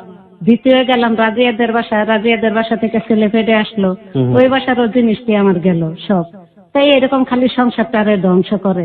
এমন কত কত ছেলেরা যখন পেটে আসে 3 মাস এরকম রাস্তায় ঘুরি গাড়ি ভিক্ষা করে খাই, চলে ফিরি। লাস্টে 3 মাস ঘনে আসে, তা ব্যথা উঠে, ব্যথা উঠলে তখন দৌড়ে যাই আমার ননাসের বাসায়। মানে এই বাসা থাকে ওই পাশের বাড়ি, একবারই পরের বাড়ি আমার ননাসেরা থাকে, বড় ননাসে। ওটা কোন এলাকায় ছিল আপনাদের? ওইটা একই এলাকা। নামটা একটু বলেন তো। গোরান ছাত্রামুদ্দিন। হ্যাঁ, আচ্ছা, তারপর ওই একই এলাকায়, সব কাহিনী এক জায়গায়। তারপরে ননাসের কাছে যাই, যাওয়ার পরে ননাসে বললাম কি যে আপা আমার মেয়েটা তো না খাওয়া, তা কয়টা ভাত দিবেন? ইস ভাতার নাই কিছু নাই, আবার ভাত খাইতে আইছে। এই নানা রকমের কথাবার্তা বললে আমার মেয়েটার কয়টা ভাত দিল না। না দেওয়াতে আমি আবার ওই যে টুপিতে সিলাই করতাম ওইখান থেকে টাকা উঠে আনলাম, কিছু পাইছি। ওই টাকাটা নিয়ে বিপদে কালে আমারও পেটে খিদে, তখন অনেকদিন জগৎ না খাওয়া খাইয়া কেউ দেয় কেউ দেয় না, এইভাবে তো থাকা সম্ভব না। শরীর একবারে নিঃশক্তি হয়ে গেছে। পরে ওইখান থেকে টাকা পাওয়ার পরে তখন একটু সস্তাই ছিল, চাউল আনলাম আধা কেজি 5 টাকা দিয়ে, মোটা চাউল আর লাল শাক আনছিলাম। দূর খেলাছে এটাই আইনা ভাজি করে ভাত আমার মেয়েরে খাওয়াইলাম। খাওয়ানোর পরে 1 নলা আমি মুখে দিছি। দেওয়ার পরে আমার মেয়েটা অবশ সে আস্তে আস্তে মানে আমার ননাসের ঘরে দরজার সামনে গিয়ে দাঁড়াইছে। তো মাটির ঘর ছিল তাদের, এই ঘরে দরজার সামনে যাই বুঝতে পারে না, পেশাব করে দিছে। এখানে এইখানে পেশাব করলো কিসের জন্য? এটার জন্য আমার ননাসে ঘরে থেকে লাথি মেরে একবারে উড়ানে ফালাই দিছে। আমার মেয়েরে বৃষ্টির দিন লাথি মেরে ফালাই দিছে। মেয়ে আমার বুকের ভিতরে ব্যথা হয়েছে অনেক, তো কান্দাকাটি এই অবস্থা। পরে পাশের ঘরে মহিলা বললো যে এমন একটা কাজ আপনি করতে পারেন, অবস্থা ভান এমন একটা শাস্তি দিতে পারেন, আর সে হয়েছে ভারী মানুষ, আপনি দিত ভাইয়ের বউ। কি ভাইয়ের বউ? আমার ভাইয়ে ফালাই দিয়ে গেছে গা, হ্যার ভিতরে আবার বাচ্চা নিছে, হ্যাঁ বাচ্চা নিতে বলছে কিসের জন্য? তুমি তো একটা মেয়ে হয়েছে পরে ফালাই দিয়ে গেছে, আবার ফিরে কিসের জন্য আরেকটা নিল? তা যাক, হ্যাঁ অনেক নানা রকমের কথাবার্তি না খাসরা অনেক কথাবার্তি বলছে। বলার পরে তখন ধৈর্য ধরে রয়েছি, তখন তারা জায়গা দিল না। তখন যে ননাসে বিয়ে দিছে তারা থাকে ক্যান্টনমেন্ট, ওইখানে যাই আস্তে আস্তে। এই মেয়েটার কুলে করে নিয়ে আস্তে আস্তে পরে ওইখানে চলে যাই। ওইখানে যাওয়ার পরে তখন ননাসতে বলি যে আপা আমার একটু ঘরে জায়গা দেন, এরকম ব্যথা আমি আর সহ্য করতে পারতাছি না। আপার বাসায় বড় আপার বাসায় গেছি, জায়গা দেয় না, আপনার কাছে আসছি, তোরা আমি জায়গা দিতে পারি 1 সপ্তাহে। তো ঠিক তোর মেয়েটারে পালক দিয়ে দিতে হবে, মেয়েটারে এখানে পালক দিবি, আর তোর সন্তান যেই হোক লবণ খাওয়াই মাইরে ফেলবি। লবণ খাওয়াই মাইরে ফেলবো। তখন তো আমি ব্যথায় মানে অসহ্য হয়ে গেছি। তখন তার ভিতরে আমি বলছি যে আচ্ছা আপনি তো 4 জন, আপনি যদি 1 জনটা মাইরে ফেলতে পারেন, আমি তো দুনোরারে মাইরে ফেলবো, কোন রাজি নাকি? তখন সে গালাগালি করলো, চোরের মার বড় গলা, কত বড় শ্বাস, মুখে মুখে আবার তর্ক করে। তখন কি করবো, ওই শিকার গেলাম তো ঠিক আছে যেটাই হোক আমি মাইরে ফেলবো ওরে, আর মেয়েটা আমি পালক দিয়ে দিব, আমার জীবন তো বাঁচান লাগবে, আমি ব্যথা সহ্য করতে পারি না। প্রসব বেদনাকে কি হ্যাঁ, তারপরে ঘরে জায়গা দিল, আমার কাজ দিল, বললো কি এই ড্রাম গুনে পানি থাকে না তো 5-6টা ড্রাম আছে, কই এই ড্রাম সবটি ভরবি, ড্রাম বালতি এটি ভরবি, গজারও দিবি, ঘর মুছবি, রানবি। এটি বললে তারা ছবি দেখতে বাইরে গেল, চলে গেল ঘরের ভিতর থিয়া। এ নিয়ে তো ব্যথা সহ্য করতে পারি না। তারপরে এই ব্যথা নিয়ে এই কাজ করি, কাজ করতে করতে সব কাজ শেষ হয়ে যায়। মাগরিবের আজান দেয়, মাগরিবের আজানের আগ দিয়ে ছেলে হয়। তা আবার দায় যে আছে ডায়াবেটিস, তারা আবার নিষেধ করে যায় যে যদি ডাকে যাবা না। তা তার আবার মেয়ে ছিল, মেয়েটা আবার খুব ভালো ছিল, নোয়াখালী বাড়ি। সে মেয়েটা বললে তুমি তো একটা মানুষ, আল্লাহ পাক যদি আমার এরকম কোনো একদিন দেয়, তখন যদি আমিও বিপদে পড়ি, তুমি না থাকো সামনে, তখন কি করবা? একজনের উসিলাতে আরেকজনে বাঁচে, তুমি যাও। পরে মহিলা আসে, আসার পরে ছেলেটা হয়। তারপরে ওই যে মনের ভিতর ভয়, হে ভয়ে তারা আসার আগে দিয়া আমি তখনই রক্তহানির কাছে আমি ছেলে মেয়ে দুনোরারে কুলে নি, মেয়েটারে এই পাশে কুলে নি, ছেলেটারে এই পাশে কুলে নি, কুলে নিয়ে অগরে নিয়ে আটটা আমি বেরিয়ে যাই। ওই সময় বাইরে যাই, বাইরে যে যাই আটটা আমার কোনো হুঁশ জ্ঞান নাই। কান্তাছি যে আল্লাহ তুমি আমারে এরকম নিদানে ফালাইলাই, এরকম সময় আমার ফালাই দিয়ে গেল। আমি যা তো যে স্বামী চিনতাম না, কোনো রান্না বাড়া জানতাম না, কুদা বাসা জানতাম না, কোনো কাজই জানতাম না, সেই স্বামী আজকে আমার রান্না বাড়া কুদা বাসা সব হাতে ধরে শিখে এভাবে করে ফালাই দিয়ে গেল গা। মনে মানে অন্য ধ্যানে পড়ে রয়েছি। পরে আস্তে আস্তে কাজী নজরুল ইসলাম এতিমখানা আছে না, ওইখানে চলে গেছি। গেছে গিয়ে আমার পায়ের মানে যত চারি আছে সবটি উঠতে গেছে, উষ্টা খাইতে গেছে, রক্তে হরে গেছে। পরে এই অবস্থা যাওয়ার পরে তারা তাদের বলি যে দেখেন আপনারা তো পোলাপান রাখেন এখানে, আমার বাচ্চা 2টা যদি আপনারা রাখতেন, আপনারা এখানে আমি আয়া হিসাবে কাজ করতাম, মাংনা খালি কয়টা ভাত দিয়ে রাখছেন, আর বাচ্চা 2টা এখানে থাকবো। আমার বাচ্চা আমি দেখলাম, আপনার পোলাপানটি আমি দেখে রাখলাম। সে বললো কি যে দেখো তোমার মেয়েরে রাখতে পারো, কিন্তু ছেলেরা না। তখন আমার মেয়ে ছাইরে আর আমি যাইতে পারলাম না, তো মেয়েটারে ছাইরে আমি চলে যাবো, কানবো, মায়ের ঠেলা, আর আমি দুজনকে নিয়েই আবার সেই গোরান এলাকা চলে গেলাম। আস্তে আস্তে যাওয়ার পরে ওই যে বাসা থেকে বাই করে দিল, সেই বাসা মেঘ বৃষ্টির দিন, তখন রাতেও বৃষ্টি হয় দিনেও বৃষ্টি হয়। কি করবো, পাগরের ভিতর বৃষ্টি ঢুকে, তখন কাপড়ে আঁকলি দিয়া দুনোটারে ঝাপড়ায় ধুইরা এই বৃষ্টির ভিতরে ভিজা কাঁচাইতেছে, দুনোটারে নিয়ে পরে বসে দিন কাটাই। এরকম করতে করতে অনেক দিন চলে যায়, ছেলে 25 দিন হয়ে যায়। তখন আবার বাইরে যায়, সকাল হইলে একটু একদিন রোদ উঠে, সেদিন বাইরে দেখি যে কিছু ছায়া চিন্তা আনতে পারি কিনা। ওইখান থেকে পরে আরে বন্ধু লাগে, সে দেখে হ্যাগর বাসার সামনে যায় পড়ে যাই যায়, তো ভাই আমার কয়টা ভাত দিবেন, আর আমি সহ্য করতে পারি না। হার বউ কয় হ্যাঁ নিজেরা খাইতে পারি না, হারে ভাত দিব। কোন জায়গা থেকে জঞ্জাট জুড়ে আনছে, সরাও এখান থেকে। পরে সেও অনুরোধ করে, তারপরে তার পরিবারে ভাত দেয় না আমারে। না দেওয়াতে তা আমি আবার একজনের ধর্মের বোন ডাকছিলাম, তার কাছে যাই, যাইয়া বলে কি যে আপা আমার একটা বালতি দিবেন, আমি একটু গোসল করবো, কতদিন ধরে গোসল করি না, একটু গোসল করি। সেও আমার বালতিটা দিল না। না দেওয়াতে ওইখান থেকে যাকে আসে পড়লাম, কেউ ফিরে চাইল না।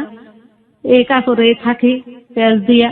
পরে একজনের কাছে চাই, ভাত চাই, ভাত তো দেয় না। পরে খাদিটা ধুইয়া, মানুষে পাকঘরের ভিতরেই তো থাকি, খাদি ধুইয়া এরপরে পাতি মানুষে ফ্যান দেয়, এই ফ্যান টুক খাইয়া খাইয়া থাকি। এরকম করে খাইয়া থাকতে থাকতে 25 দিনের মতন কাটাই। কাটানোর পরে এই হ্যারে ধুইরা আনে তার বন্ধু, যে ভাবির এই অবস্থা। তখন শুনে যে ছেলে হয়েছে, ছেলের কথা শুনে তারপরে ফেরত আসে। তাও সেদিন আসে না, পরের দিন আসে। তাই হার কাছে 150 টাকা দিয়ে পাঠায়, 2 সুট পোশাক দিয়ে পাঠায় ছেলের জন্য। করে বলেন যে এই টাকাতে কিছু কিনা খাইতে, আমি কালকে আসতেছি। পরে আসে, আবার সাথে সাথে আবার পাবলিক জমা হয়ে যায় তারা মারার জন্য। তো তখন আমি আর কিচ্ছু বলি না, না বলে শুধু পাবলিককেও করি যে দেখো তোমরা মাইর করো না, তোমরা কি আমার বিপদের সময় কেউ এক থাল ভাত দিয়ে সাহায্য করছো, না কেউ ঘরে আমার একটু জায়গা দিছ? কেউ তো কোনো জায়গা দাও নাই, কেউ খাওয়ান দিয়েও সাহায্য করো নাই, অথচ আলগা মাতবুরি করো। Very important part of this. হ্যাঁ, এটা বলে তখন বাচ্চা দুনারে তার সামনে দিয়া আমি আত্মহত্যা করার জন্য গাড়ি নিচে যাই ঝাঁপ দিতে। তখন সেই কারণে জন্য ফলো করে দেখে তখন আমারে বাসের নিচে থেকে আমার ধাক্কা মেরে এই পাশে থেকে ওই পাশে ফালাই দেয়, নাহলে আমি বাসের তলেই আমি পড়ে যাই। দেখো ওইখান থেকে উঠে না, তখন আবারও হাতে পায়ে দুইটা অনুরোধ কইরা ঘর নেয়। তখন তো কিছুতে রাজি হই না, আবারও মিলাই দেয় হেরা আশেপাশে মানুষেরা, কই এই শেষ দেখো। তখন মিলাই দেওয়ার পরে যাক, তখন ভালোই থাকি। এরকম করে থাকতে থাকতে আমার বড় মেয়েটার ডায়রিয়া হয়, ঢাকা মহাখালী নিয়ে যায় ভর্তি করাইতে।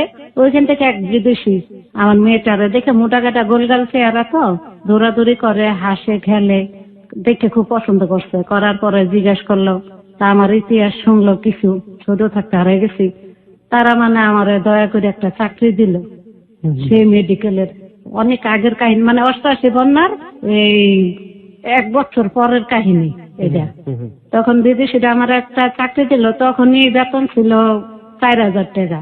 আবার ওইখান থেকে একটু সুবিধা ছিল, চিকিৎসার সুবিধা, ঘরে টুকটাক জিনিস দিত, ওষুধ সবকিছু দিত। চাকরিটা করতেছিলাম, তাই মনে করলাম কি যে এখন খাওয়াই কেউ নাই, তাই এই টাকাটা যদি আমি ব্যাংকে ফালাই দিতে পারি 2টা ছেলে মেয়ের নামে, তো ওরা বড় হইতে মেয়ের বিয়ে দেওয়ার টাকাটাও জমা হয়ে গেল, তাদের ভবিষ্যতেরও একটা টাকাটা জমে গেল। এই উদ্দেশ্যে করে যাই জিনিস করছি, তারপরে টাকাটা ব্যাংকে অ্যাকাউন্ট করছি। তখন আমরা ডালিয়াদের বাসা থাকি। ডালিয়ার মায় আবার খুব পর্দা খুশি, 5 ওয়াক্ত নামাজ পড়ে, আবার গরিবদের মাংনা কোরআন শরীফ আরবি পড়ায়। সে আবার যে কোনো জিনিস তৈরি করলে আমার না দিয়ে খাইতো না, নিজের মেয়ের মতন দেখতো। ডালিয়া মানে আপনাদের বাড়িওয়ালির মেয়ের নাম? হ্যাঁ, তারে তো আর অবিশ্বাস করা সম্ভব না।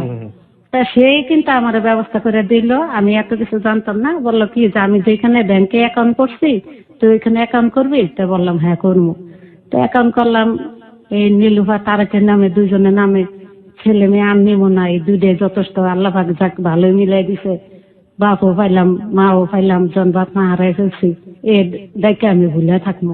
তো থাকি এই জায়গা থেকে প্রায় ছেলের বয়স 2.5 বছর হয়ে আসছে তখন। ডালিয়াদের বাসা থেকে জিনিসটা সব করছি, মুদির একটা দোকান দিছি, পরে ভ্যান গাড়ি কিনে দিছি, কয়টা রিক্সাও কিনছি, মানে ভালোই উঠে গেছি উপরে, মানে হাজবেন্ডকে কিনে দিলেন? হ্যাঁ, মানে কিছু টাকা পয়সা ভালোই আমাদের হয়ে আসছে, পরিবেশটা ভালো হয়ে গেছে। তখন আমার 9 মাসের যারা মানে বিয়ে দিয়েছে তাদের চেয়ে অবস্থা আমাদের ভালো ছিল, সবার চেয়ে ওই সময়টাতে আপনার হ্যাঁ। চাকরির সুবাদে? হ্যাঁ, তখন মানে আমাদের অবস্থাটা অনেক ভালো ছিল। তো থাকার পরে হঠাৎ করে একটা লোক আসে।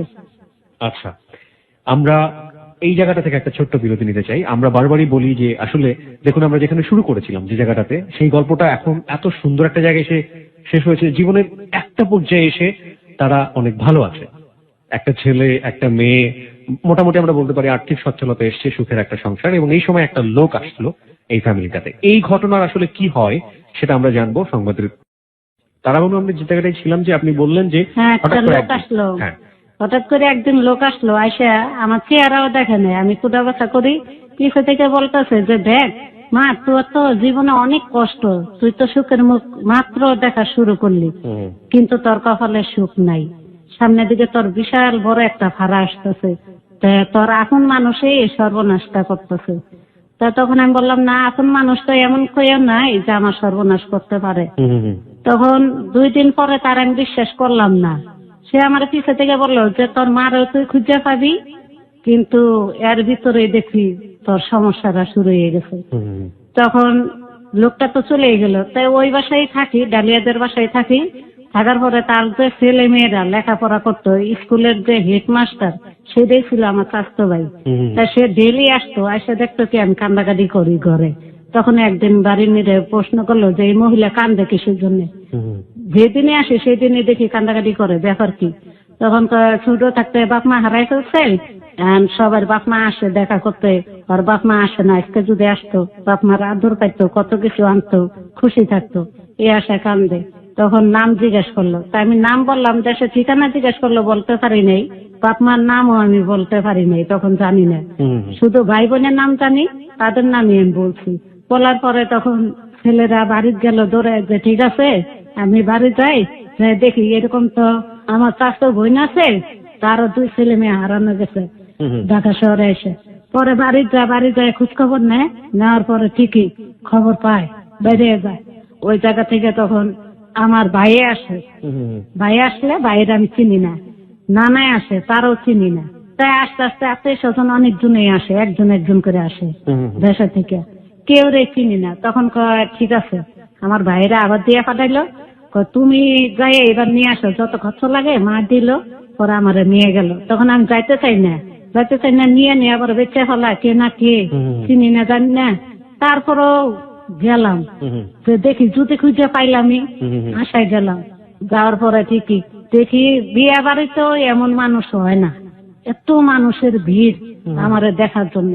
পরে গেলাম অনেক দূরে থেকে, মানে আমার নানি চাচা বোন সবাই আসে, সবাই পরিচয় দেয়, আমারা দেখেছি না, আমি চিনি না। তো ছোটবেলা চেহারা একই রকম রয়ে গেছে, পরিবর্তন হয় নাই। তা দেখে চিনতে পারে, কিন্তু আমি চিনি না। তা দূরে থেকে দেখতে পাই যে আমার মায়ের দাঁড়ানো। তখন ওই মারে দেখি আমি এক চিৎকার দিই, চিৎকার দিয়ে মারে জড়াই ধরি যে এতকাল তুমি কইছিলা।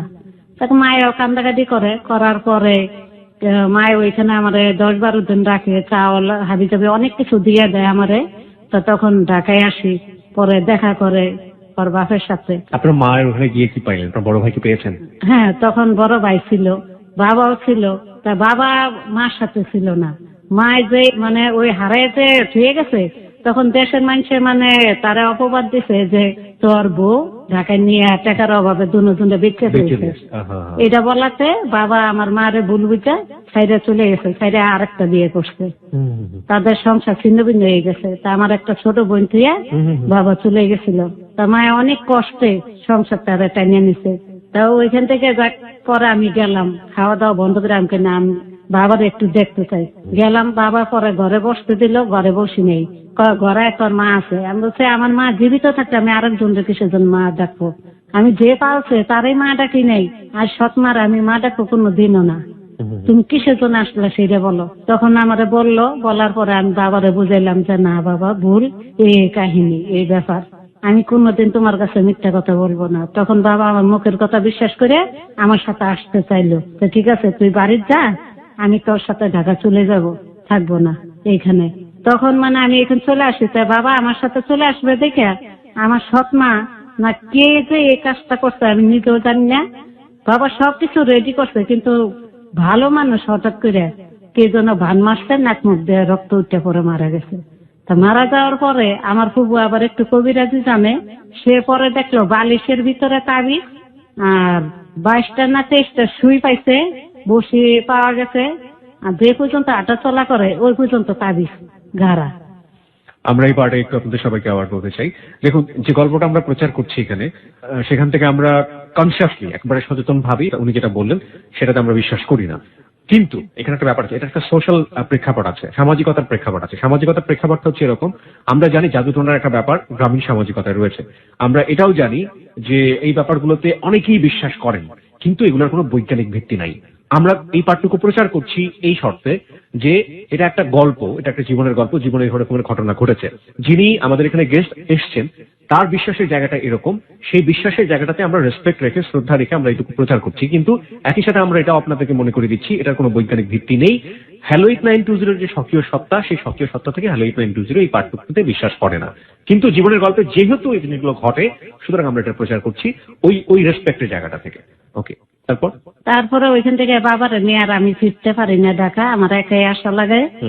কিছুদিন পরেই ঠিকই ওই যে কবিরাজটা বলছে তোর কপালে শনি আসতেছে, তা ঠিকই পরে আমার বড় ভাসুরটা অ্যাক্সিডেন্টে মারা যায়। তখন লাশ নিয়ে আমার মেয়ের বাপে, তারপরে ননাসেরা সবাই যায় বাড়িতে, নোয়াখালী যায়, ট্রাক বইরা লাশটা নিয়ে যায়। তা লাশটা যে নিয়ে যাওয়ার পরে আমি যাইতে চাই, অত আমারে নেয় না। তা নেওয়া হয় না, তা আমার বলে তুমি এইখানে থাকো। তাই আমি বললাম যে বাজার হাট নাই, কিছু নাই, তুমি চলে যাইতেছো, তা 2টা পোলাপান নিয়ে আমি কেমনে কিভাবে চলবো?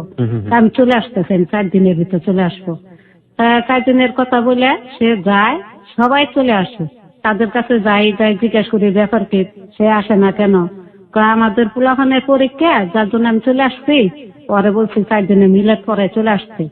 তা হয়তো দেশের বাড়ি ঘুরতেছে, কয়দিন পরে চলে আসবে। তখন আমার মুখ দিয়ে একটা কথা চলে আসছে, খারাপ কথা চলে আসছে। তখন আমি বলছি কি যে সে কি ওইখানে মিলাদ পড়াইতে গেছে নাকি হাঙ্গা করতে গেছে, এটাই বলছি। তা বলার পরে তারা আমারে দূরে মারলো, কত বড় সাহস এই ধরনের কথা বলস। তখন আমার ননাসে 2 ননাসে মিলে জুতা দিয়ে পিটাইলো। মার দূর পরে কয়দিন পরে এই যে না আসেই না, কিছুতেই আসে না। তা বাড়িওয়ালার কিন্তু এই দিক দিয়ে ঘর ভাড়া বাইরে যেতেছে, পুরা 2 মাসের ঘর ভাড়া বাইরে গেছে। হ্যাঁ, আমার ভাই করে দিল, ভাই করে দিয়ে গতালা মারলো। জিনিস গুনে বললাম কি যে দেখেন আপনাদের একটা ঘরে থুয়ে দেন, নাইলে কারে উঠে থুয়ে দেন মাচাঙের উপরে, তাও আমার জিনিস ক্ষতি করেন না, আমার কষ্টের জিনিস। আর অ্যাকাউন্টের বইটা আপনার কাছে থাকুক, আমি প্রত্যেক মাসে এসে আমি টাকা দিয়ে যাবো। মাসে মাসে টাকা দেওয়া লাগতো। তা তখন আমি রোডের রাজ্যকালী কাজ নিই, রাস্তা থেকে মানে রাস্তার যে রোড ঢালাই করে, এই ঢালাইয়ের কাজ করি, মানে ইট বালু টাই নেই, এই মাথা থেকে আরেক মাথা নিয়ে সব ফালান লাগে পাতি ঘুরে। তখন বড় মেয়ে তার কুলে আমার ছেলেটারে দিয়ে, কয়টা খাবার ছিল না, চাউল ভাইজা ওদের দিয়ে তারপরে আমি কাজ করি, কাজ করতে থাকি। কাজ করতে করতে রাত 8টা বাজে যেত, বাসায় আসতাম, 40 টাকা রোজে কাজ করতাম করে বাড়িওয়ালার ঘর ভাড়া দিতাম। ঘর ভাড়া ক্লিয়ারও করছি, ব্যাংকের টাকাও দিছি আমি। দেওয়ার পরও তারা অস্বীকার করছে, তাদের আমি টাকা দিই নাই, জিনিস আমার ফেরত দেয় নাই, একটা জিনিসও দেয় নাই, আর আমার ব্যাংকের অ্যাকাউন্টের বইও দেয় নাই। তো ছবি ছিল ছেলে মেয়ের বসানো, ছবি দুটা তুলে তার ছেলে মেয়ের ছবি বসাইছে। যা তো আমি তো সেরকম লেখাপড়া জানি না আর বুঝিও না এত কিছু, সেই ব্যাংকে অ্যাকাউন্ট করে দিছে, সেই বই দিয়ে তারা টাকারা উড়ে নিছে, 1,80,000 টাকা পাইছে। জায়গা দিল নাই, এই টাকাটা গেল মায়ের। আমি আরো উল্টা দাবি করতে গেছি, পরে হুমকি দিছে, ধরে মারতে চায়, ভয়ে আর যাই নেই।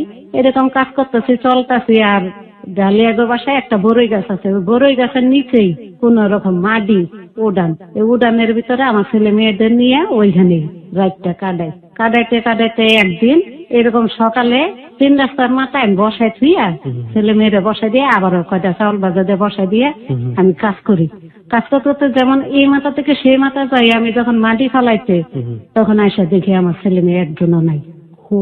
এই বড় মেয়ে আর ছেলে এই তারেকে নাই, তখন খোঁজ করতে করতে পাগলের মতন হয়ে যায়। পরে ক্যান্টনমেন্ট যাই হ্যার বোনের বাসা, যার পরে তাদের বলি, পরে হেরা স্বীকার করে না। তা আমার ভাইয়েরে কি করছস, দাঁড়া, উল্টা হেরা অপমান করে, আমার ভাইয়েরে কি করছস, আমি থানায় কেস করবো, তা আমার ভাইয়েরে মারিয়া ফেলছে, অথচ তাদের ঘরেই কিন্তু রাখছে। আচ্ছা আচ্ছা। হ্যাঁ, হ্যাগর ঘরে জায়গা দিছে, তাদের ঘরে জায়গা দিছে কি প্রথম ঘর, তারপর হয়েছে পাকঘর। পাকঘরে কত জায়গা ছিল, একটা চৌকি বিছানো ছিল, 3 জন থাকতে পারে। সে ঘরের ভিতর তার ভাইয়ের পোশাক পাতি সব লুকাই রেখে, তার যে ভাই মারা গেছে বড় ভাই, তার কিভাবে যেন কারেকশন হয়ে গেছে আবার ছোট ভাইয়ের সাথে। আর তাদেরও ইচ্ছা যে আমি হচ্ছে এতিম, আমার প্রতিবাদ করা কেউ নাই, যার জন্য তাদের ইচ্ছা তাদের দেশের মেয়ে, তার ভাইয়ের বউ আর তার 4টা সন্তান আছে, তো এটি কই যাইব, তাই হারে হে গ্রহণ করে রাখো। মানে আপনার হাজবেন্ডের সাথে বিয়ে দিয়ে দেন? হ্যাঁ, বিয়ে দেওয়ার আগে দিয়ে তারা পাকঘরের ভিতর তাদের দুজনের জায়গা দিছে। পাকঘরটার ভিতরে বিয়ে দেওয়ার আগে দিয়ে জায়গা দিছে।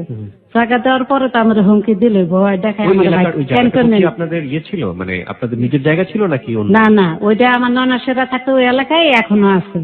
ক্যান্টনমেন্ট এলাকা বা নিজের জমিটুকু নিজের না, ভাড়াটা কচু ক্ষেত ক্যান্টনমেন্ট। আচ্ছা, ওই জায়গা থেকে এরকম আমরা বিদায় করে দেয় বারবার।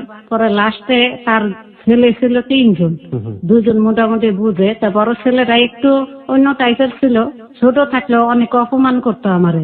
মাজারটা খুব ভালো ছিল, ওর নাম মোস্তফা, আর মাসুদে একটু অন্য টাইপের, মানে খুব কড়া কড়া কথা বলতো।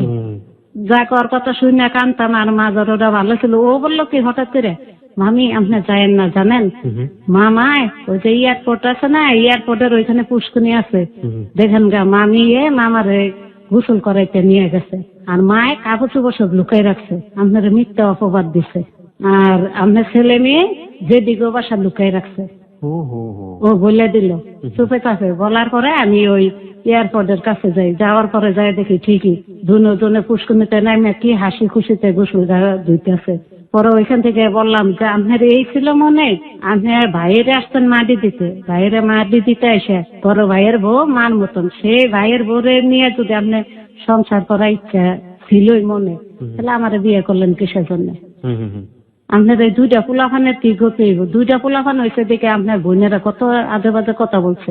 আজকে 4টার মাস সাথে আপনার কেমনি জড়িত করে দিছে, কয় যা যা তোর কথা কে শুনে, যেসব পুরুষেরা মহিলাদের কথা শুনে সেই পুরুষেরাই মরে, তুই কানতে থাক, যত পারস তত খান, আমার কোনো আপত্তি নাই। তখন বললাম যে এদিক দিয়ে আপনি কি সুন্দর তাদের কামাই করে খাওয়াইতেছেন, সবকিছু করতেছেন, কিন্তু আপনি 2টা ছেলে মেয়ের ভবিষ্যতে চিন্তা করছেন? তারা দিন দিন কিন্তু জিনিসের দাম বাড়তেই আছে, কমতেছে না, যত দিন যায় ততই খারাপ। তাইলে আপনি যে এখনই করতেছেন, পরবর্তীতে ছেলে মেয়েরা বড় হয়ে গেলে তখন কি করবেন? তাদের ভবিষ্যৎ তারাই কইরা নিব, তোর এত চিন্তার দরকার নেই। তখন এই ছেলে মেয়ের জন্য কোনো কিছুই করতে পারলো না, সে ভাইয়ের বোন নিয়ে ফস্তি নস্তি করতেই আছে। তা যার সাথে করতো তার নাম ছিল শেফালি, তার ছেলে আছে 4 জন। তো ওর মার কারণে আজকে আমার সংসারটা শেষ হয়ে গেছে। আজও পর্যন্ত আমি জ্বলতাছি, সংসারটারে ধ্বংস করে শেষ করে। সে 98 বন্যার সময় হঠাৎ করে তার মানে পুরুষের যে ইয়ারা এটা নষ্ট হয়ে যায় আপনার হাজবেন্ডের, হ্যাঁ, মানে পুরুষত্ব ক্ষমতা, হ্যাঁ হ্যাঁ, এটা শেষ হয়ে যায়। 98 বন্যা গেছে, তখন সে এইটা শেষ করার পরে সে ফিরে আসে আপনার কাছে। হ্যাঁ, তো তখন ফিরে আসে, আইসা সে দেহরারে নিয়ে আসছে, কিন্তু কাজও করতে পারতেছে না ঠিক মতন। আবার ওদিক দিয়ে যা ছিল টাকা পয়সা সব ধ্বংস করে তারপর আসছে আমার কাছে। তা আমারও টাকা পয়সা গুনে নষ্ট করলো, নিজের গুনেও শেষ করলো। কিন্তু আসার আগে দিয়ে আমার ছেলে মেয়ে গুনে এত কষ্ট করছে যে আমার মা যে আমি খুঁজে ভাই করলাম ওই বাসা থেকে, আমার মা আমার একটু তখন খোঁজ খবর নেয় নেই। আমার পোলাপান গুনে কি খাইলো, কোন অবস্থা রইলো। আমি রাস্তা কাজ করছি, আমার পোলাপান গুনে ঈদের কোনে আমি বসায় থুয়ে দিছি। তারপরে না পারতে ওইখানে কি যার আন্ডার আমি কাজ করছি সে আমার পিছিয়ে বাইরে গেছে বিয়ে করার জন্য। ওইখান থেকে গেলাম গ্যান্ডারে গেছি, গ্যান্ডারে যাই তরকারি বেশি, শানবাজার যাই, শানবাজার রাইতে হলে 2 জন ঘুম পাড়ায় থুয়ে 10 আটকাইয়া শানবাজার থেকে মাল আনি, আবার কখন রানতে পারিনি, ধুয়ে টুয়ে সব গুজগাছ করে থুইয়া ঘুমিয়ে থাকতাম। সকালে ভোরে উঠা লাগতো, উঠে ফুলাফান কুইনারে থুইয়া তারপরে সব সাজাইয়া বেচতাম। এই ফুলাফান দুইটাই এমনও দিন গেছে, রাজমিনা মানুষে ভাত খালাই দিছে, এই ভাত পর্যন্ত টুকাইয়া খাইছে। এই ফুলাফানে এত কষ্টে মানুষ হয়েছে লেখাপড়ার লেগে, এখন পর্যন্ত জান পরান দেয়, অথচ টাকার অভাবে পড়াশোনা করতে পারে না। আমার ছেলে বহুত কষ্টে, এই কষ্ট করে করে একটু একটু করে লেখাপড়া শিখাইছি, বাসা কাজ করে জানতে পারছি, এমনি বৃত্তি পর্যন্ত পাইছে, কেউ সাহায্য করে নাই। আর আজকে এই ফুলাফান এত কষ্ট করে মানুষ করছে, সেই ফুলাফান আজকে জায়গা সম্পত্তি নাই দেখে দূরে সরে গেছে। আমার কাছে দুইটা মেয়ে দূরে সরে গেছে, আর খালি অপবাদ দেয়, সারা জীবন কি করছোস, কোনো জায়গা নাই, কোনো বাড়িঘর নাই, কিছু নাই।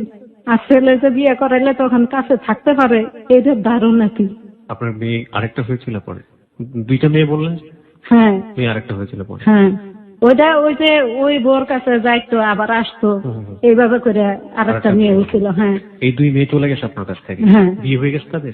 তাদের বিয়ে হয়ে গেছে, কিন্তু দূরে সরে গেছে। একই কথা তাদের, যে একটা খুলনা থাকে, আরেকটা কুমিল্লা বিয়ে হয়েছে। তো একই কথা, কয় কি যে জায়গা নাই, বাড়িঘর নেই, কিছু নেই। বাড়িঘর করবো আমি কিভাবে? আমি কি ওদের বুকে নিয়ে যে আশ্রয় দিছি, এটাই তো বেশি, জায়গার আমি করবো কেমনি? আপনার ছেলে কি করছে এখন? ছেলে বর্তমানে ঘোড়াশালা একটা চাকরি করতো, খুব ভালো বেতনে, 12,000 টাকা বেতন পাইতো। কিন্তু আমাদের এই জীবন বাঁচানোর জন্য এইখানে চলে আসছে। ঘর ভাড়া দিতে পারি না, 3,500 টাকা ঘর ভাড়া দেওয়া লাগে, সব জিনিসের দাম, বাজার হাট করা লাগে, সময়তে হে কাজ করতে পারে না। এতে এইখানে চাকরিটা সাইডে এইখানে আবার কাজ নিছে, কিন্তু এইখানে বেতন কম, 4,500 টাকা বেতন। মানে আপনাদের সংসার এখন আপনার হাজবেন্ড, আপনি এবং আপনার ছেলে? হ্যাঁ, তাহলে এই 4,500 টাকা বেতনে তো আমাদের কিছু হয় না। আমার একটাই এখন কষ্ট কি, যে না পাইলাম মার আদর, না পাইলাম মার কাছ থেকে একটু সম্পত্তি, না পাইলাম যে এখানে বড় হইলাম তাদের আদর, তাদের কাছ থেকে কোনো দয়াও পাইলাম না। আমি একটু আপনার বর্তমান জায়গাটাতে আসতে চাই। সেটা হচ্ছে, আপনার ছেলে কি পর্যন্ত পড়াশোনা করেছে? ও বৃত্তি পরীক্ষা দিছে, দেওয়ার পরে পরীক্ষা দিয়েছে? তাইলে মনে হয় 8 পর্যন্ত, মানে শেষ ইয়ারা। রাজনীতি পরীক্ষা দেওয়ার পর আর কোনো পড়েনি? না, তারপরে না, এখন বর্তমানে উন্মুক্ত স্কুল মানে নাই, উন্মুক্ত বিশ্ববিদ্যালয়ে পড়াশোনা করে? হ্যাঁ, এখন পড়তেছে এখনো। আচ্ছা, এই হচ্ছে আপনাদের বর্তমান অবস্থা। তো আপনি এই যে হ্যালো 920 অনুষ্ঠানটা আপনি কি শোনার সুযোগ পান? হ্যাঁ, শুনি, সময়টা শুনি না। শরীরের অবস্থা ভালো না, মানে এই যে যদি আদি উঠে দাঁড়াই তাহলে বেশিক্ষণ থাকতে পারি না, মানে একটু আডা চলা করলে আর একটু দাঁড়ানো থাকলেই আমার কেন যেন এই অপারেশনের পরে থেকে কি হচ্ছে আমি বলতে পারি না, মানে সারা শরীর ব্যথা করে, প্রচুর ব্যথা, শরীরে হাত দিতে পারি না, ব্যথা ঠেলা মানে অসহ্য হয়ে যায়, দাঁতে কিরিমিরি দিই, চোখে দেখি না, তারপরে ভাতও খাইতে পারি না, যাওরেন যে আমার খাওয়া লাগে, মানে এই সমস্যাগুলো দেখা দিচ্ছে আমার। আপনি হ্যালো 920 কেন আসলেন? এখানে আসার উদ্দেশ্য যে আজকে আমার ভাইটা যে হারাই গেছে, আমার ভাইটারে যেন আমি নিজে একজন হারাই যায়, তো আমি বুঝতে পারছি মার কি কষ্ট, যার জন্য আমি মা হয়েছি, আমি বুঝি। তাই আমার ভাই যত দূরেই থাকুক, যদি আল্লাহ পাক জীবিত অবস্থা রাখিয়া থাকে, যেখানে থাকুক, যদি এই কথাগুলো শুনে থাকে, আমার অনুরোধ, তার যদি মান অভিমান থেকে থাকে, সব ভুলে যেন সে আমার কাছে আসে। একটু মরার আগে আমি ভাইটারে দেখতে চাই, এবং কি আমার মার সাথে এসে একটু দেখা দেখ, আইসা যদি অবস্থা ভালো থাকে, আর্থিক অবস্থা, ওর কাছে আমি দাবি করি না, চোখের দেখার একটু দেখা যাক, আমরা দেখি যে ও সুখে আছে নাকি খারাপ জায়গা আছে। ওকে, প্রিয় শ্রোতা, আমরা এ পর্যায়ে তারা বানুর মা তার নিজের সন্তান সম্পর্কে কি বলছেন, চলুন আমরা একটু শুনি, তারপরে আমরা ফিরে আসছি। এবং আপনাদের সবাইকে আমরা বলছি যে, বিশেষ করে তারা বানু যে ভাইকে খুঁজছেন তাকে বলছি, আপনাকে তো দেখলে আপনার বোন এই মুহূর্তে চিনতে পারবে না, মাকে দেখলে তো চিনতে পারবেন। তো আপনার মায়ের একটা ছবি আমরা এই মুহূর্তে দিয়ে দিচ্ছি ফেসবুকে, এবং ওনার মায়ের ইন্টারভিউটা নিয়েছে আমাদের হ্যালো 920 টিম মেম্বার শাকিল। আপনার মা কি বলেছে আপনার সম্পর্কে, চলুন আমরা একটু শুনি। হ্যালো, সালাম আলাইকুম। জি, হালিমা খাতুন বলছেন? জি, আমার নাম শাকিল, আমি এবিসি রেডিও থেকে বলছিলাম। আপনার মেয়ে তারা বানু, উনি আমাদের সাথে আছে, এই যে আপনি ওর সাথে কথা বলতে পারেন। হ্যালো, ওই তোমার কাছ থেকে তুমি কি এমনি বলতে পারো কিছু আমার জীবনে মানে ছোটবেলা কিভাবে আমি হারাইলাম, কিভাবে তোমার কাছ থেকে দূরে সরে গেছি, একটু বলো। জি, আপনি তো শুনলেন আপনার মেয়ে আমাদের সাথেই আছে। ও বলল যে আপনারা যখন ঢাকায় চলে আসেন আপনাদের গ্রাম থেকে, ওই যে স্টেশনে যখন ছিলেন আর কি, তেজগাঁও স্টেশনে আপনি খাবার আনতে গেলেন এবং তারপরে আপনার ছেলে মেয়ে আটকা পড়ে গেল একটা বাসাতে। এগুলো তো সবই সত্যি, তাই না? হ্যাঁ ঠিকই। আচ্ছা, এরপরে কি ঘটছিল আপনি কি একটু বলবেন আমাদেরকে? মানে আমি যাই তো কান্দাকাটি করছি যে আমার ছেলে মেয়ে দিয়েছে খেলা করে না, আর আমাদের আমি খাই সে আমরা ঘুরবো খাইয়ে দিয়ে কান্দাই করে আমরা গ্রামে কাছে ফিরত যাবো শেষে এই সব করছি। তারপর ওদেরকে রেখে আপনি চলে এলেন। হ্যাঁ আচ্ছা, তখন যে ওদেরকে কষ্ট দেওয়া হতো এই সম্পর্কে আপনি জানতেন? আপনার ছেলের উপরে ওরা যে অত্যাচার করতো আপনার মেয়ের উপরে? দিয়ে বলছে যে আমার এইরকম করে মাছ ধর করে এইরকম করে গরম পান ডালে সাবান গুলাইয়ে পায়খানা দেখালাইয়ে ওরে ধাক্কা দে খুবই চেষ্টা করছি আমার মধ্যে। ওরা আপনাকে ফেরত দিত না? না, কি বলতো ওরা? বলতো যে তুমি যাও তো মেয়ে বিয়ে দেবি। আচ্ছা, যে আপনার ছেলে ছিল হাসমত হারিয়ে গেল, এরপর থেকে আপনি কি আপনার সন্তানের আর কোনো খোঁজ করেছেন কিংবা ওদের কাছে গিয়ে দাবি করেছেন আমার ছেলে হাসমত কোথায় গেল? আপনি কি ওদেরকে বলেছিলেন? হ্যাঁ বহুত পেয়েছি, আমার কইছে ভয় দেয়ছে তাহলে তোমার এমনি থানা আছে থানা দিদিকে দিদি তোমার ধরাই দিই। তারপরে আপনি চলে এলেন, আপনি কিছু করতেও পারেননি। একা একা কি করি, অনেকদিন জগৎ পেয়েছি এই ছেলে খুঁজে। আচ্ছা, হাসমত যে হারায় গেল, হাসমত হয়তো এই অনুষ্ঠানটা শুনতেছে, আপনি মা হিসেবে আপনার ছেলেকে কিছু বলতে চান? কোন পাইলে কোন বলবো, মনে করেন যে মায়ের কতটুক জ্বালানি আর পুরানি, এক ছেলে মারা গেছে আর এক ছেলে হারামি গেছে। মরার আগুন সহন যা, বেতার আগুন সহন যায় না। যখন মনে হয় তখন তো ঘুমো খায় না, দুনিয়াতে খাই না। এখন আমি ঘরে দয়া যদি খায় ফিরে পাই না, বুঝলেন? আমার ছেলে আমার বুকে দেয় না, দিতে পারেন বাবা, তাহলে তো আমার বাচ্চা একটা খুশি হয়েছে। এই যে মায়ের আকুতি আমরা আসলে সবাইকে জানাতে চাই আমাদের এই হ্যালো 8920 এবং এবিসি রেডিওর প্ল্যাটফর্ম থেকে। তাকে যে নিয়ে যা মুন্ডাবে করে এমন ভালো মানুষ পাইনি। তো আমার ছেলে দেখছে আমার যে তুমি খারাপ লাগে এই তো আর কেউ দেখেন। যারা আপনার ছেলে মেয়েকে আটকে রেখে কষ্ট দিয়েছে এবং যাদের কারণে আপনার সন্তান হারিয়ে গেছে তাদেরকে আপনি কিছু বলতে চান? যে মালিক নিয়েছে সেই মালিক মারা গেছে, তার ছেলে মেয়ে আছে, কারণ আপনি তাদেরকে কিছু বলতেও পারছেন না। বলবো কেমনে, তার ছেলে ঘরে তো আসতে নেই। আচ্ছা, আপনার মেয়েও দাবি করতেছে তার ছোট ভাইকে যেন, হাসমতকে যেন আমরা ফিরে পেতে পারি। হ্যালো, হ্যাঁ জি, আমি শুনতে পাচ্ছি, বলেন। ওই আমার মায়ের কাছে তো হ্যাঁ বলো, কি বলবা? তুমি কাম কাটতে নেই। হ্যাঁ কেন না, আমি তাদের কাছে আসার একটাই উদ্দেশ্য, আমার ভাই যেখানেই থাকুক এই গল্পটা দেশ বিদেশে সবাই শুনে। আমার ভাইও যদি ইনশাল্লাহ আল্লাহ পাক জীবিত রাখিয়ে থাকে, যে অঞ্চলেই থাকুক, ও যেন আমার সাথে কে তোমার সাথে যোগাযোগ করে, হ্যাঁ এটাই আমার আশা। ওরা মশাই আমার ছেলেরা আমার বুক ঠান্ডা করে দিবে, নানা ঘরে বুক আল্লাহ তালাই ঠান্ডা করে। সন্তান হারা মায়ের বুক যদি আমরা শীতল করে দিতে পারি, তার কোল আবার আমরা ভরিয়ে দিতে পারি, তবে আমরা অনেক অনেক বেশি খুশি হব। আপনি এতক্ষণ আমাদের সাথে ছিলেন এবিসি রেডিওর পক্ষ থেকে, টিম হ্যালো 8920 এর পক্ষ থেকে আপনাকে অনেক অনেক ধন্যবাদ। আপনি ভালো থাকবেন, আমরা আশা করি আপনার সন্তান ফিরে আসবে। আল্লাহ হাফেজ। আল্লাহ কাছে দোয়া করি, দোয়া করি। ওকে, আমাদের তারাবানুর জীবনের গল্প এখানে শেষ হইয়াও হইল না শেষ।